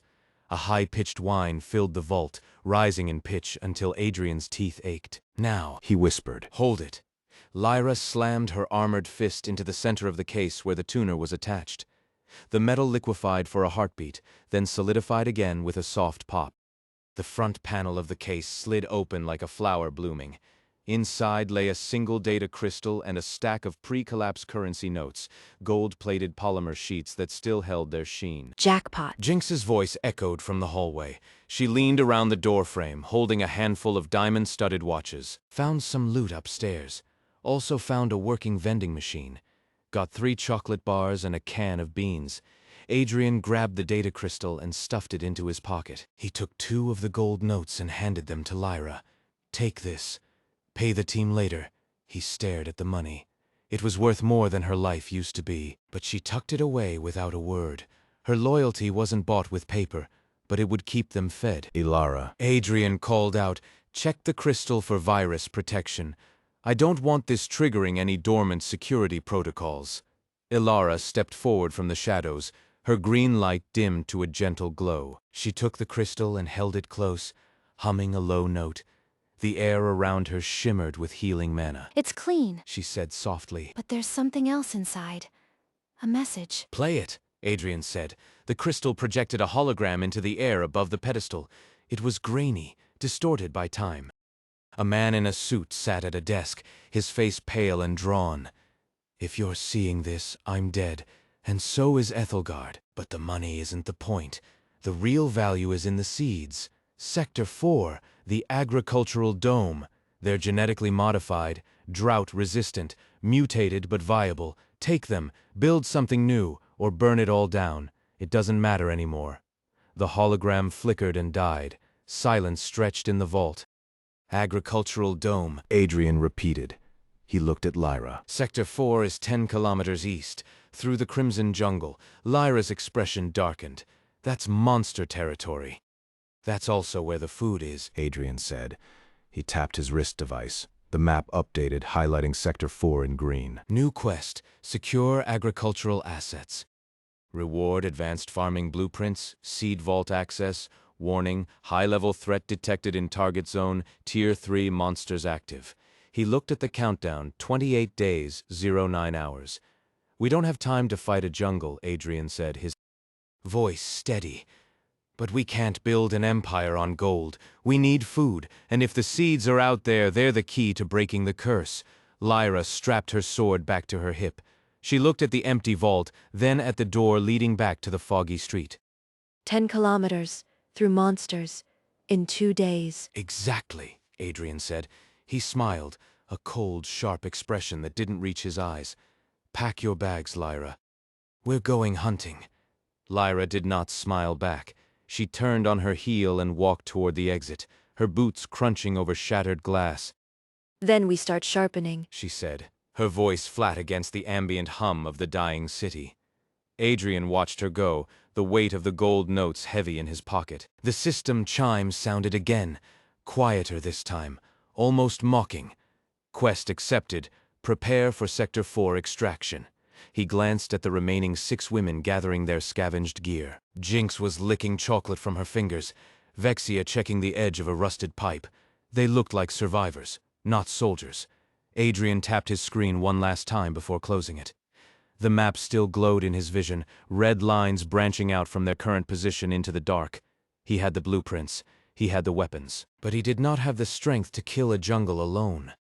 The air in the vault tasted of ozone and old dust. Adrian stared at the red lines on his mental map, feeling the weight of 6 pairs of eyes on him.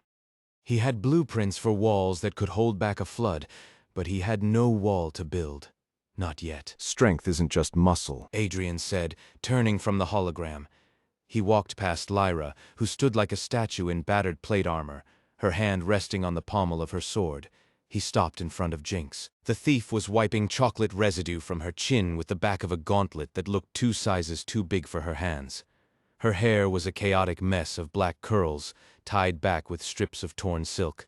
She wore a patchwork coat of leather and scavenged polymer, covered in more pockets than seemed logically possible. Jinx! She looked up, blinking. Her eyes were wide, dark, and unnervingly focused. Yeah? I need 10 people. Not soldiers, thieves, smugglers. People who know how to move through the crimson jungle without getting digested by a plant. The vault. Enough to buy a house in the capital. Or 2 small farms. Jinx whistled low. She stood up straight, her posture shifting from slouching thief to alert predator. I know 3 routes through the jungle that even the system doesn't map, but they're narrow. You'll need light. Adrian turned to Alara. The healer stood in the corner, her white robes stained with gray dust, her long, silver hair braided tightly down her back. Her skin was pale, almost translucent, and her hands trembled slightly, not from fear, but from residual mana exertion. Ilara, can you amplify a light source? Something that doesn't attract predators? Ilara looked at him, her violet eyes deep and weary. I can weave luminescence into the vines themselves. They will glow, but they will not emit heat or scent. It should confuse their tracking instincts. Good, Adrian said. He moved to Vexia. The alchemist was young, with short-cropped brown hair and glasses that were cracked over one lens. She wore a heavy leather apron filled with glass vials of swirling green and purple liquids. Her nose was wrinkled in perpetual disgust, as if the world itself smelled wrong to her. Vexia, I need smoke bombs.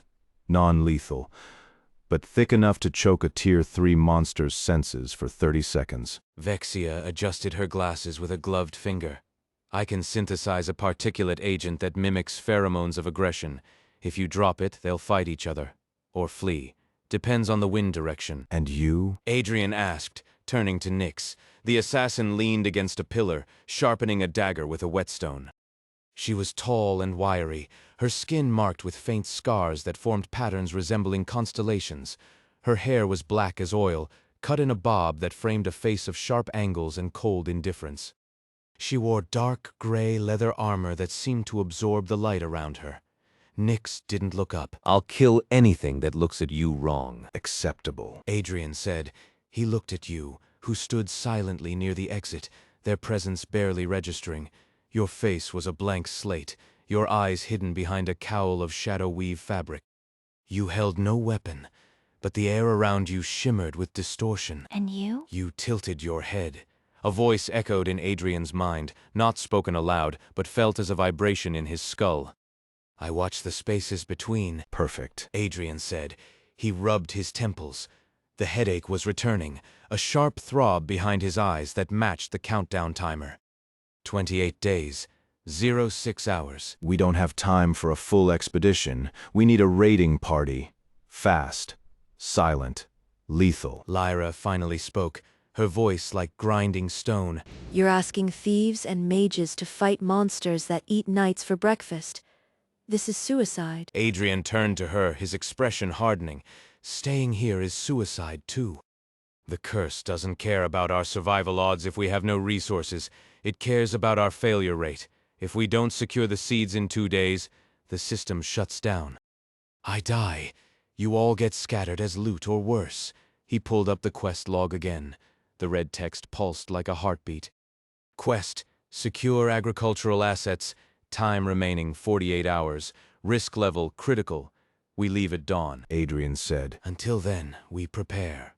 Jinx, get your people. Vexia, mix the smoke. Ilara, prep the light weaving. Lyra crossed her arms over her chest. Her plate armor creaked as she shifted.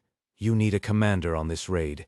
Someone to keep you from running into a trap because you're looking at your wrist computer instead of the ground. I appreciate it. Adrian said dryly.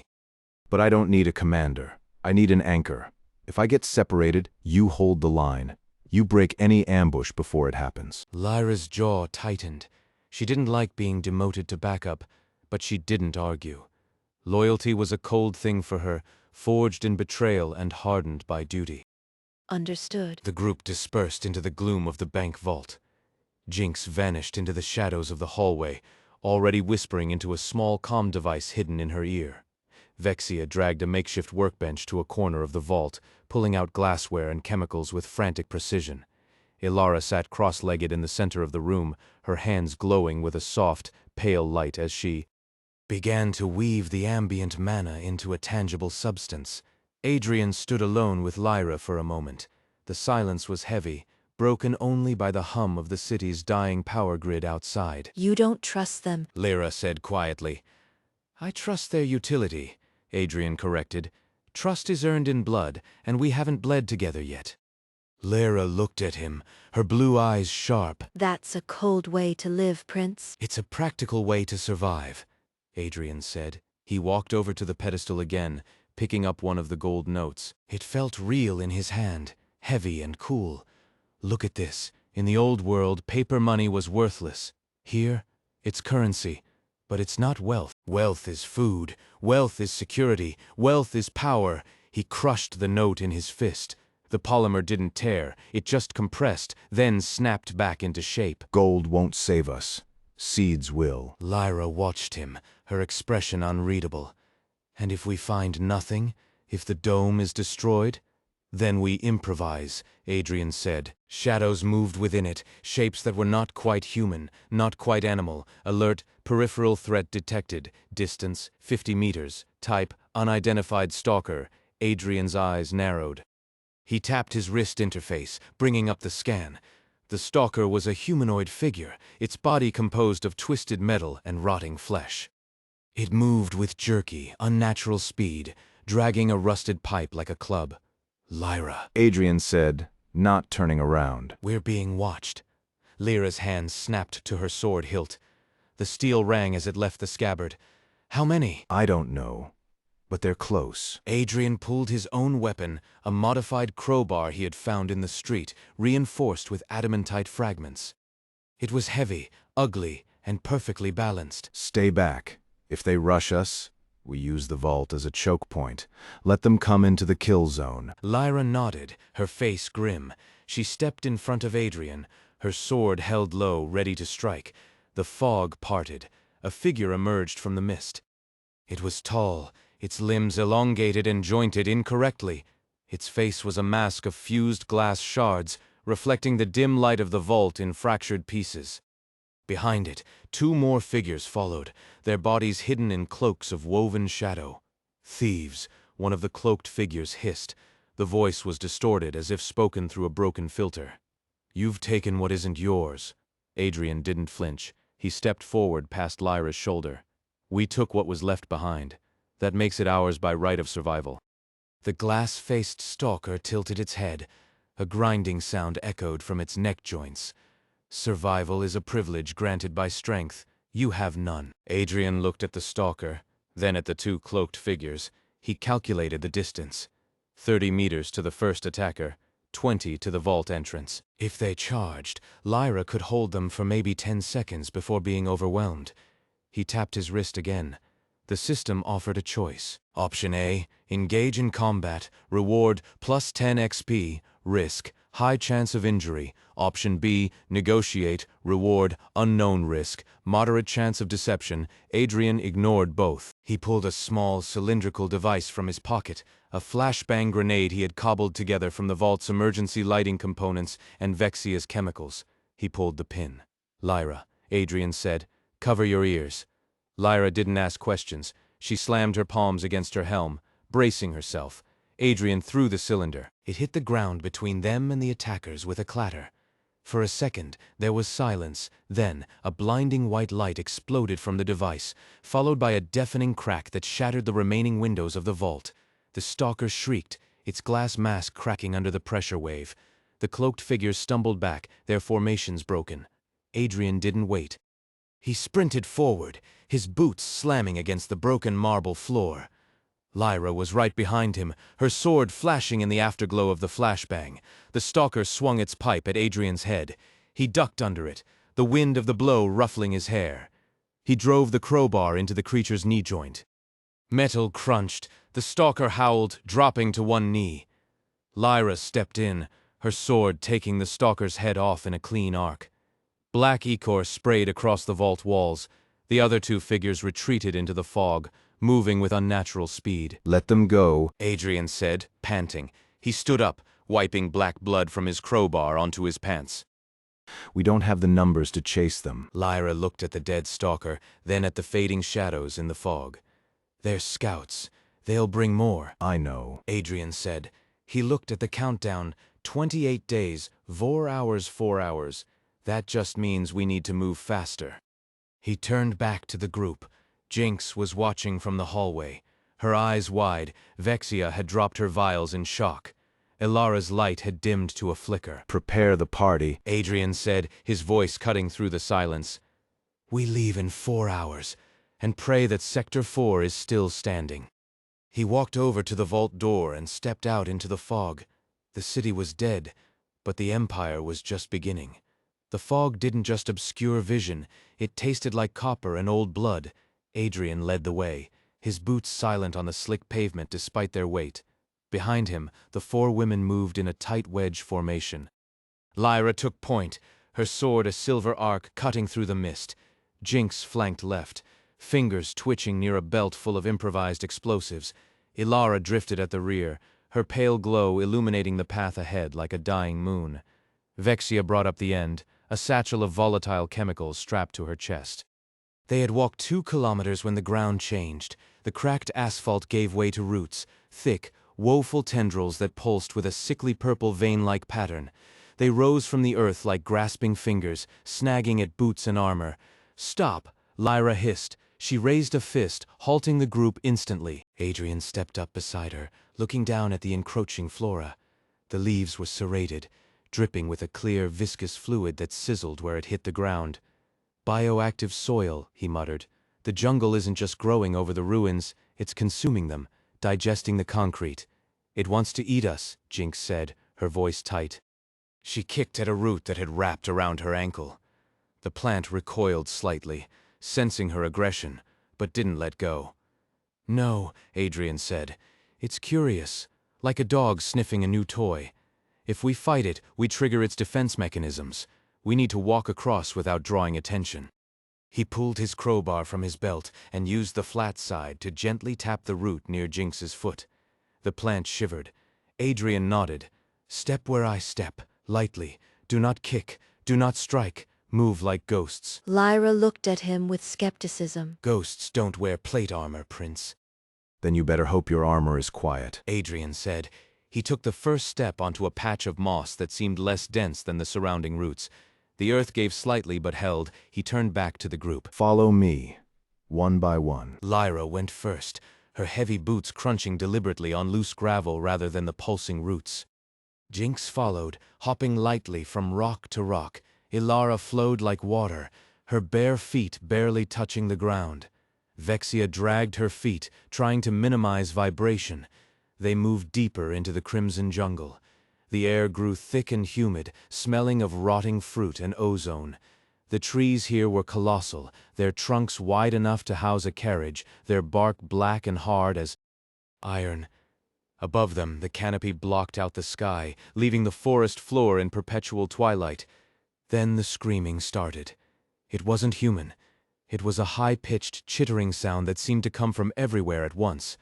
The roots around them twitched violently, lashing out like whips. Contact. Lyra shouted, swinging her sword in a wide arc. 3 vines were severed in a single stroke, spraying green sap that burned like acid when it hit. Her gauntlet. Adrian didn't draw his weapon. He looked up. High in the branches, silhouetted against the faint purple light filtering through the canopy, were shapes. Dozens of them, small, agile, and numerous. Monkeys? Vexia asked, her voice trembling slightly. Worse, Adrian said. Razor-tailed monkeys, pack hunters. They don't attack alone.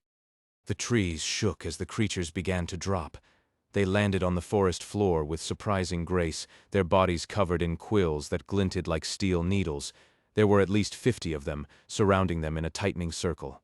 Adrian calculated the odds instantly. 50 enemies. 1 heavy infantry unit, Lyra, 1 support healer, Ilara, 1 tech explosive specialist, Jinx and Vexia, and himself. The math was not good. Formation diamond. Adrian ordered. Lyra, you're the tip, Jinx. Vexia, create a barrier of fire or smoke to slow their flankers. Ilara, keep us shielded. Understood. Lyra said. She stepped forward, her sword humming with mana. The razor-tailed monkeys chittered in anticipation, drooling black saliva. The first wave lunged. A dozen creatures leaped from the trees, aiming for Lyra's throat and back. He spun, her sword a blur of steel. Sparks flew as she deflected quills and severed limbs. But for every one she killed, 2 more took its place. Adrian. Lyra grunted, blocking a blow that cracked her pauldron. We can't hold them forever. I don't need you to hold them, Adrian said. He looked at Jinx and Vexia. Now, the mixture from the vault, the one that reacts with oxygen. Vexia pulled a small vial from her satchel and hurled it into the center of the pack. Jinx lit it with a spark from her gauntlet. The explosion wasn't large, but it was sudden. A cloud of thick white smoke erupted, filling the space between them and the monkeys. The creatures shrieked, their sensitive noses overwhelmed by the chemical burn. They scrambled backward, disoriented. Run! Adrian yelled. To the dome now! They broke formation, sprinting through the smoke. He led the way, his eyes scanning the terrain for any sign of the agricultural dome. The map on his wrist updated constantly, guiding him toward a green blip in the distance. But the jungle was alive with hostility. Vines tried to trip them. Bugs the size of dogs crawled up their legs. The air grew hotter, more oppressive. After 20 minutes of running, the trees began to thin. The purple light intensified, becoming a steady artificial glow. They burst through a final wall of thorns and stumbled into a clearing. Before them stood the agricultural dome. It was a massive structure, perhaps, in 3 days meters in diameter, made of reinforced glass and steel. It looked intact, but the glass was cracked, and vines had grown over the metal frame. The interior was dark, but the green light from within suggested that the artificial suns were still on standby. We made it. Ilara panted, leaning against a tree for support. Her hands glowed faintly as she began to knit together the cuts on Jinx's arm. Adrian approached the main entrance. The door was sealed with a heavy locking mechanism. He placed his hand on the panel. Access denied. Biological lock active. It's locked, he said. Lyra, can you pick it? I don't have the tools, Lyra said, wiping sweat from her brow. Then we break it. Adrian said. He turned to Vexia and Jinx. Can you breach the lock mechanism without collapsing the door? Vexia pulled out her tools. Give me 5 minutes, I can melt the pins. Adrian nodded and looked at his team. They were exhausted, bruised, and terrified, but they were alive, and they were here. 5 minutes. Adrian said, make them count. As Vexia worked on the lock, Adrian stepped back and looked at the dome. He could see movement inside, shapes moving among the rows of plants. Not monsters, something else. His wrist interface pinged. Quest update, agricultural dome secured. New objective, retrieve seeds from Sector 4 vault. Warning, high-level entity detected inside. Dome. Adrian's blood ran cold. He wasn't just dealing with plants and animals. There was something else inside the dome. Something that belonged there. Lyra. Adrian said quietly. When we get in, stay close to me, and watch your back. Lyra nodded, her hand resting on her sword hilt. Always. The lock clicked open with a satisfying thunk. The heavy door groaned as it swung inward, revealing the interior of the dome. The air that rushed out was sweet and fresh, smelling of blooming flowers and rich soil. It was a stark contrast to the rotting stench of the jungle outside. Adrian took a deep breath. For the first time since he had woken up in this cursed wasteland, he felt a spark of hope. But it was short-lived, because standing in the center of the dome amidst the rows of vibrant crops was a figure. It was tall, humanoid, but its skin was made of bark and leaves. Its eyes glowed with a soft green light. It held a staff topped with a glowing seed pod. The entity looked at them, its expression unreadable. "Who enters my domain?" it asked, its voice like the rustling of leaves in the wind. Adrian stepped forward, his hands raised in peace. We are the exiles. We seek refuge and seeds. The entity tilted its head. Refuge? No one comes to the Deadlands to live. They come to die. We intend to prove you wrong, Adrian said. He met the entity's gaze, not flinching. I am Adrian Vale, and I will build an empire here, even if I have to tear this jungle apart to do it. The entity studied him for a long moment. Then it smiled. It was a terrifying sight, its mouth full of thorns. An empire, it mused. How? Interesting. Very well, Prince Adrian. You may take the seeds, but know this, the jungle does not give freely. To take life, you must give life in return. Adrian frowned. What do you mean? The entity raised its staff. The ground beneath them began to tremble. Vines erupted from the earth, wrapping around their ankles. To take the seeds, the entity said, its voice dropping to a whisper, you must feed me your strongest soldier. Adrian looked at Lyra. She was struggling against the vines, her face pale with exertion. He looked at the other women, terrified and helpless. No deal, Adrian said. We take what we need by force if necessary. The entity laughed, a sound like cracking branches. Force? Here? You have no idea what you are dealing with, little prince. The Deadlands do not yield to violence. They yield to sacrifice. Adrian's mind raced. He couldn't fight this thing. It was too powerful, but he couldn't give up Lyra either. She was his anchor, his most valuable asset. There has to be another way. Adrian said, his voice steady despite the fear coiling in his stomach. Is there a price that doesn't require blood? The entity paused. Perhaps, if you can solve the riddle of the root. What riddle? The answer lies in the soil beneath your feet. What grows when it is fed, but dies when it is ignored? Adrian looked down at the vines wrapping around his legs. He looked at the crops behind the entity. He thought about the seeds they had found in the vault. He thought about the empire he wanted to build. Hope, Adrian said. The entity stared at him. For a moment there was silence. Then it laughed again, but this time it was softer, almost amused. Correct, it said. The vines released them, sinking back into the earth. You may take the seeds, Prince Adrian. But remember, hope is a fragile thing. Nurture it well. The entity stepped aside, gesturing to a small vault in the corner of the dome. There they are. Take them, and good luck with your empire. I suspect you will need all of it. Adrian didn't waste time. He rushed to the vault, his heart pounding. He opened the door and looked inside. There, resting on a bed of velvet, were 5 canisters of seeds, golden, shimmering, and alive with potential. We did it. Ilara whispered, tears in her eyes. We actually did it. Adrian picked up a canister. It felt warm in his hand. He looked at Lawlin and the hum of dormant machinery. Adrian clutched the first canister to his chest, feeling the faint warmth of life bleeding through the metal. It wasn't just seeds. It was the foundation of a city. Without food, morale would collapse within a week. Without order, they would starve in 3 days. We need to secure these immediately. Adrian said, his voice tight. Lyra, take point, Ilara. Watch for any magical traps. Jinx, Vexia, bag the rest. Jinx grinned, her earlier fear replaced by a predator's hunger. On it, boss. She lunged toward the secondary vaults lining the eastern wall, her movements a blur of calculated greed. Vexia followed close behind, her tools already out, prying open rusted latches with practiced ease. Lyra didn't move. She stood rigid, her sword drawn, eyes scanning the shadows between the towering stalks of genetically modified corn. The plants here were monstrous in size, their leaves broad enough to shield a person, their roots thick as tree trunks. Adrian, She said lowly. the entity's riddle. It felt like a test, not just for seeds. He wanted to see if we'd break, Adrian replied, stepping closer to her. He wanted to see if we'd sacrifice one of you. That's his nature. He feeds on desperation. And what does he feed on when we refuse? Lyra asked. Her gaze flicked to the entity, who had retreated into the deeper darkness of the dome's center.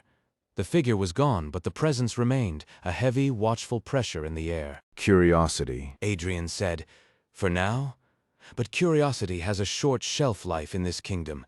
If we don't produce results, he becomes a threat. Or worse, the jungle does. A metallic clank echoed from the far side of the dome. Jinx emerged from behind a curtain of ivy, holding a second canister aloft like a trophy. Found another batch. These look older. Pre-collapse genetics. Higher yield, but unstable? Unstable how? Vexia asked, wiping grease from her cheek as she stuffed the last bag of supplies into her pack. They need specific soil pH levels. Jinx said, tapping the side of the canister. If we plant them in the Deadlands' natural dust, they'll rot in a month. We need to engineer the ground first. Adrian's mind raced. Soil engineering was expensive. It required minerals, water purification systems, and time. 3 things he desperately lacked. But it was better than eating gold coins. We'll address that later, He said firmly. For now we take everything that isn't locked to the floor, and we leave. As if on cue, the ground shuddered. The gentle hum of the artificial suns flickered, dimming for a split second before stabilizing. The shadows in the center of the dome lengthened, twisting into jagged shapes that defied physics. He's waking up. Ilara whispered, her staff lighting up with a soft, defensive blue hue. His power source is linked to this place. We've taken his harvest. Then we'd better be gone before he remembers how to be angry. Lyra said, shoving Adrian toward the exit. Go! They ran. The sweet smell of flowers turned acrid, replaced by the scent of ozone and rotting vegetation. Vines lashed out from the walls, snapping like whips. Jinx dodged one by sliding under a low-hanging branch, scraping her armor against the stone floor. Vexia used a smoke pellet to obscure their path, the gray cloud billowing behind them as they sprinted toward the heavy steel doors.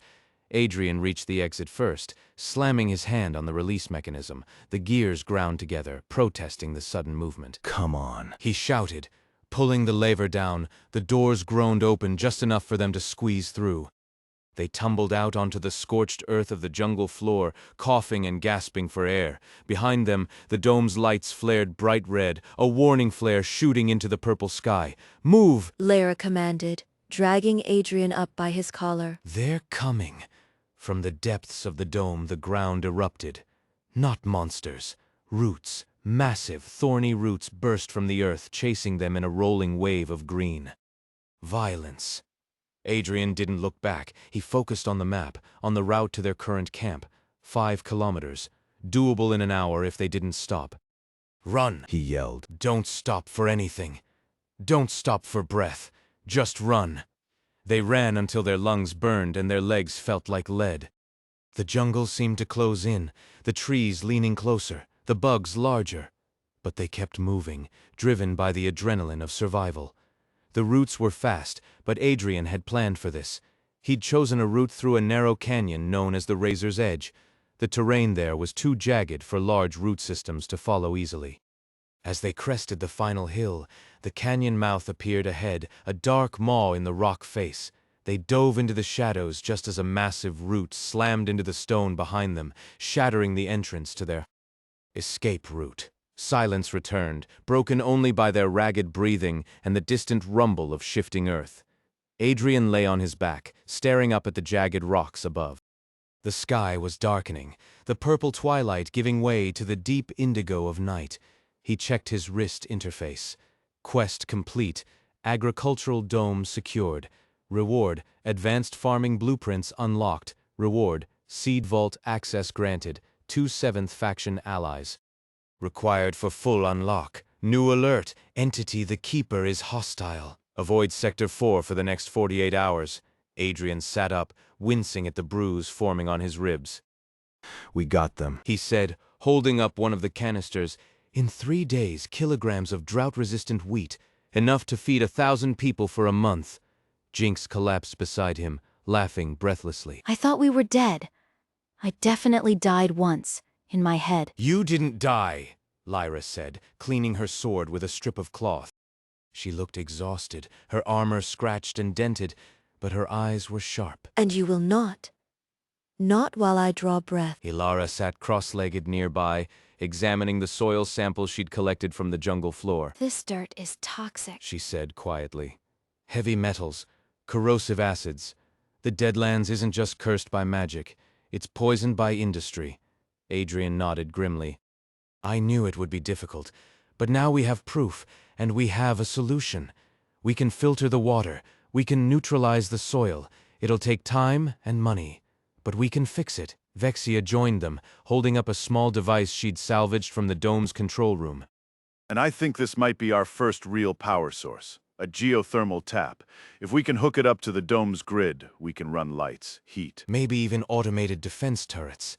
Adrian took the device, turning it over in his hands. It was small, no bigger than a fist, but it pulsed with a steady, rhythmic energy. Excellent work, everyone.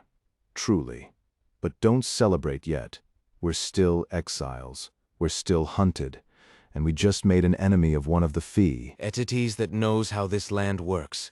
Lyra sheathed her sword with a sharp click. Then let them come. I have steel. You have your blueprints. Together we will break them.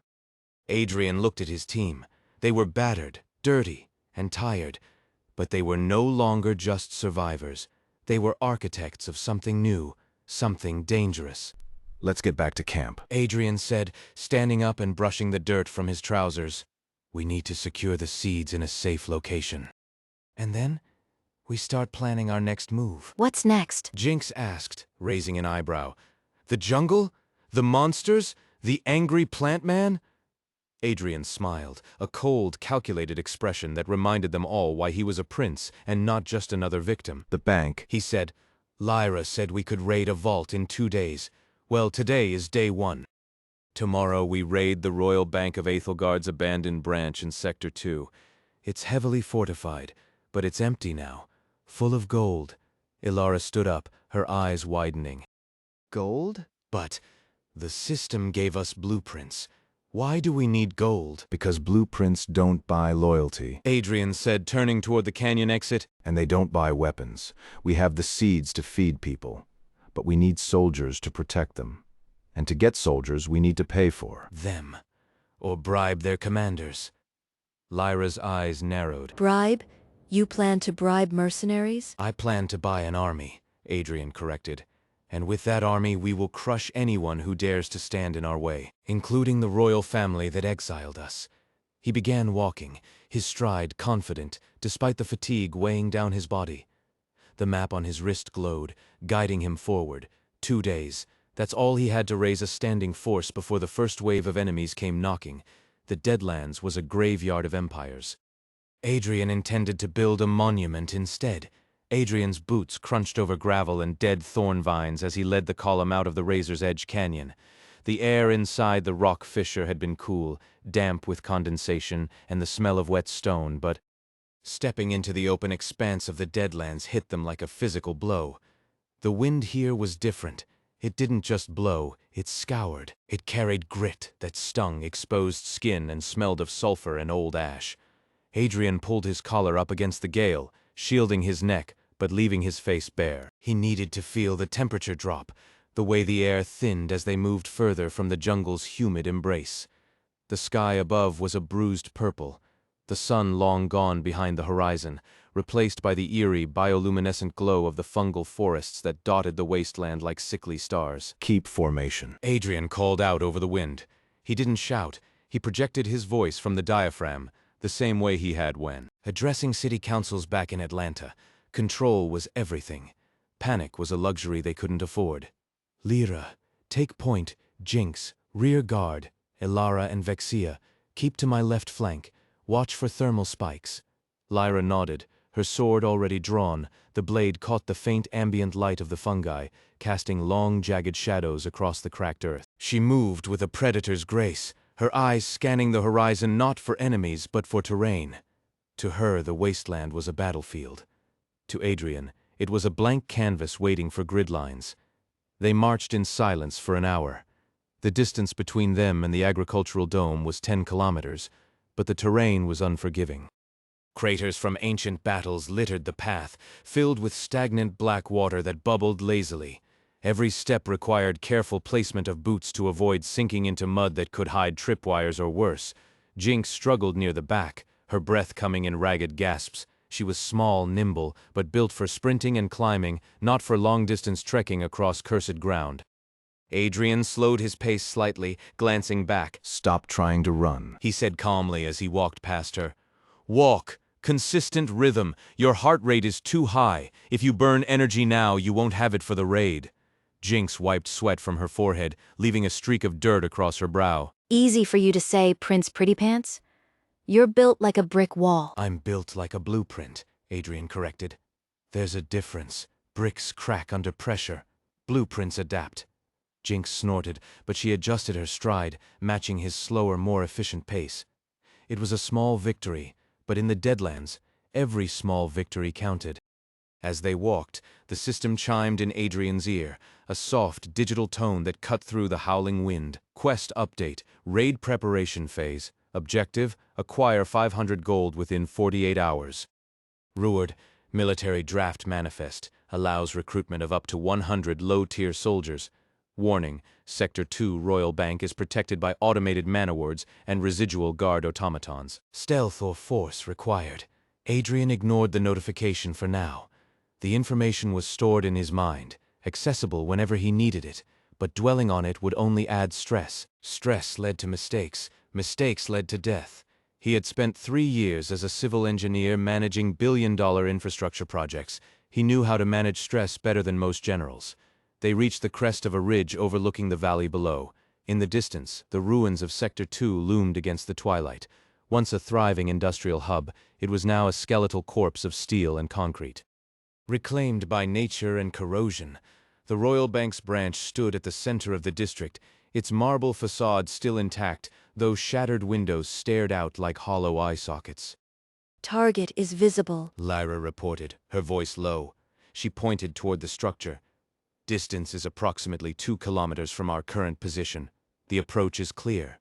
Adrian squinted, his engineer's brain instantly analyzing the architecture. The bank was built with reinforced concrete and steel rebar designed to withstand sieges. The entrance was a wide set of double doors, heavily fortified. But Adrian noticed something else. The power lines leading into the building were severed, dangling lifelessly. The man-o-wards Lyra had mentioned would be active, but without a central power source, they might be intermittent. Or dormant. We don't have time for stealth. Adrian said, turning to face his team. If we sneak in, we risk triggering silent alarms. If the bank is empty of guards, as the intel suggests, silence is irrelevant. We go in loud, fast. We grab what we can and leave before any automated defenses wake up fully. Ilara stepped forward, her expression serious. The soil samples from the dome showed heavy traces of alchemical residue. If the bank's vault was reinforced with similar compounds, it might be immune to standard picking tools. We'll need to use force or explosives. Explosives. Adrian mused. Vexia, do we have enough powder for a breach charge? Vexia pulled a small pouch from her belt and shook it. Dust sifted through her fingers. 3 grams of flash powder and 1 gram of slow-burn gel. It'll knock the hinges off, but not bring down the wall. Good enough. Adrian said, Lyra, I need you to coordinate the entry. You know how these vaults work from your military training. Jinx, you're on surveillance. Scan for thermal signatures inside.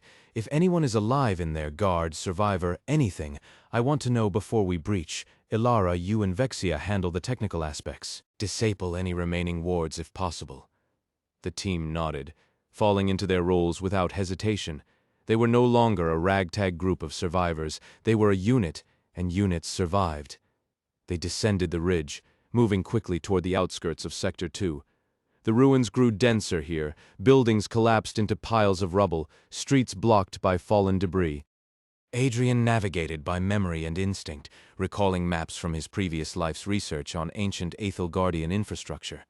As they approached the bank, the air grew colder. Not just from the temperature drop, but from a palpable sense of wrongness. The ground beneath their feet felt solid, but there was a faint hum in the earth, like a heartbeat trapped deep underground. Stop! Lyra whispered, raising a fist. Adrian froze. What is it? Movement, she murmured, her hand drifting to her sword hilt. Not outside, inside. Low frequency, mechanical. Adrian pulled up his wrist interface, activating the sonar scan function provided by the Empire Builder system. The world turned gray and wireframe on his display. Pulsing red dots appeared within the walls of the bank, clustered around the central vault area. Automatons. Adrian said, his blood running cold. Not guards. Guardians. The system must have triggered a defense protocol when we entered the sector. How many? Jinx asked, her voice tight. Adrian scanned the display. 4. Heavily armored, mana-infused blades. They're patrolling the interior corridors. If we breach the doors, they'll swarm us in seconds. Lyra's eyes narrowed. Can we take them? We can. Adrian said, his mind racing. But not all 4 at once. We need to split them up. Draw one away from the others. Create a bottleneck. He pulled out a small magnetic beacon from his pack, a relic from the agricultural dome's sensor array. I'll lure the first one out. Lyra, you take it down, quietly. Then Jinx, you create a distraction at the rear entrance to pull the second one off course. Ilara and Vexia, you're with me on the breach. We handle the doors while Lyra and Jinx keep the others busy. Lyra studied him for a moment, then nodded. Agreed. But if it goes south, I'm pulling you out. No arguments. Adrian smiled grimly. Deal. They moved into position. Adrian crept toward a broken wall adjacent to the bank's main entrance, using the debris as cover. The beacon clicked in his hand, charging up. He took a deep breath, feeling the weight of the moment settle on his shoulders. This was it. The first real test of his empire. If he failed here, they would die in the dark, cold, and hungry. If he succeeded, they would have the gold to buy their first soldiers. He tossed the beacon onto the roof of a collapsed sedan nearby. It sparked to life, emitting a high-frequency pulse that mimicked the signal of a living human. Inside the bank, one of the red dots on his display jerked toward the noise. The automaton was coming. Adrian backed away, staying low. He had 10 seconds before it reached him. 10 seconds to survive. The front doors of the bank burst open with a screech of tearing metal. A massive figure stepped out, clad in rusted iron armor, its face a blank steel plate with glowing red eyes. It held a great sword that crackled with blue mana. Adrian didn't hesitate. He sprinted to the left, ducking behind a pile of rubble as the automaton's sword swung down, shearing through the concrete where he had just been standing. The impact sent shockwaves through the ground, knocking Adrian off his feet. "Go!" he yelled, scrambling to his feet. Lyra emerged from the shadows, her sword flashing like silver lightning. She met the automaton mid-swing, parrying the heavy blade with a burst of speed that defied its weight. Sparks flew as steel clashed against steel, the sound ringing out like a bell across the ruins. Jinx appeared at the rear of the building, tossing a smoke bomb into the alleyway. The gray cloud billowed out, obscuring the second automaton's vision. She shouted, her voice echoing off the walls, drawing its attention away from the main entrance. Ilara, Vexia, now. Adrian yelled. They rushed to the front doors where Lyra and the automaton were locked in combat. The knight was struggling, her armor dented under the pressure of the machine's strength, but she held her ground, buying them the seconds they needed. Adrian placed the explosive charge on the door hinges. Vexia wired it to a remote detonator. Get back. Adrian shouted to Lyra. Lyra stepped back with a leap, flipping over a debris pile as Adrian pressed the button. The explosion was deafening. The doors blew off their hinges, flying into the room beyond. Dust and smoke filled the air, choking and thick. Adrian coughed, waving his hand in front of his face. Clear. Move. He sprinted through the doorway, followed by Ilara and Vexia. Inside, the lobby was dark, illuminated only by the faint glow of emergency exit signs. The floor was carpeted in dust, but beneath it, they could see the gleam of gold bars stacked in vaults along the walls. Gold. Vexia breathed, her eyes wide. So much gold. Don't touch it yet. Adrian said, his eyes scanning the room for traps or additional threats. Secure the area first. Check for pressure plates. Look for tripwires. Ilara moved to the nearest vault door, pulling out a toolkit from her pack. I'll handle the locking mechanism. It's a digital cipher, but I can bypass it with this device. She pulled out a small hacking tool from her belt, plugging it into the keypad on the vault door. Vexia took point, her gun raised, scanning the shadows for any other automatons. Clear on the left. She called out. No hostiles in sight. Adrian watched Ilara work, his heart pounding in his chest. Every second felt like an hour. The sound of Lyra's sword clashing with the automaton outside echoed through the building, a constant reminder that their window of opportunity was closing. Ilara? He asked, trying to keep his voice steady. How long? Almost there, she said, her fingers flying across the keypad. The cipher is old, but got it. The vault door hissed as the locks disengaged.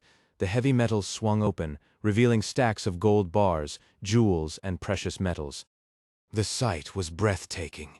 It was enough to fund an army, enough to buy loyalty, enough to start building. We're rich. Vexia whispered, disbelief in her voice. Grab what you can carry. Adrian said, his eyes still scanning the room. 3 minutes. Then we get out. We leave the rest. They moved quickly, stuffing gold bars into their packs, filling bags with coins and gems. The weight was immense, pulling at their shoulders, but adrenaline kept them moving. Outside, Lyra's struggle intensified. She had managed to disable one arm of the automaton, but it was still fighting, its remaining sword swinging wildly. Jinx was darting around the rear entrance, drawing the second automaton's fire with precise shots from her crossbow. Time! Adrian yelled, slamming the last sack of gold into his pack. Fall back, now! They ran for the exit, but as they reached the threshold, the ground shook. The remaining 2 automatons, alerted by the breach, stormed out of the shadows behind them, blocking their escape route. Trapped? Lyra panted, leaning against the wall for support. Her armor was battered, her breathing ragged. Adrian looked at the automatons, then at his team. He had the gold, he had the time, but he didn't have the power to kill 2 heavy mantra guardians in a straight fight, unless... He pulled out his wrist interface, bringing up the Empire Builder System menu. His eyes scanned the available quests and rewards. There was one option that might work.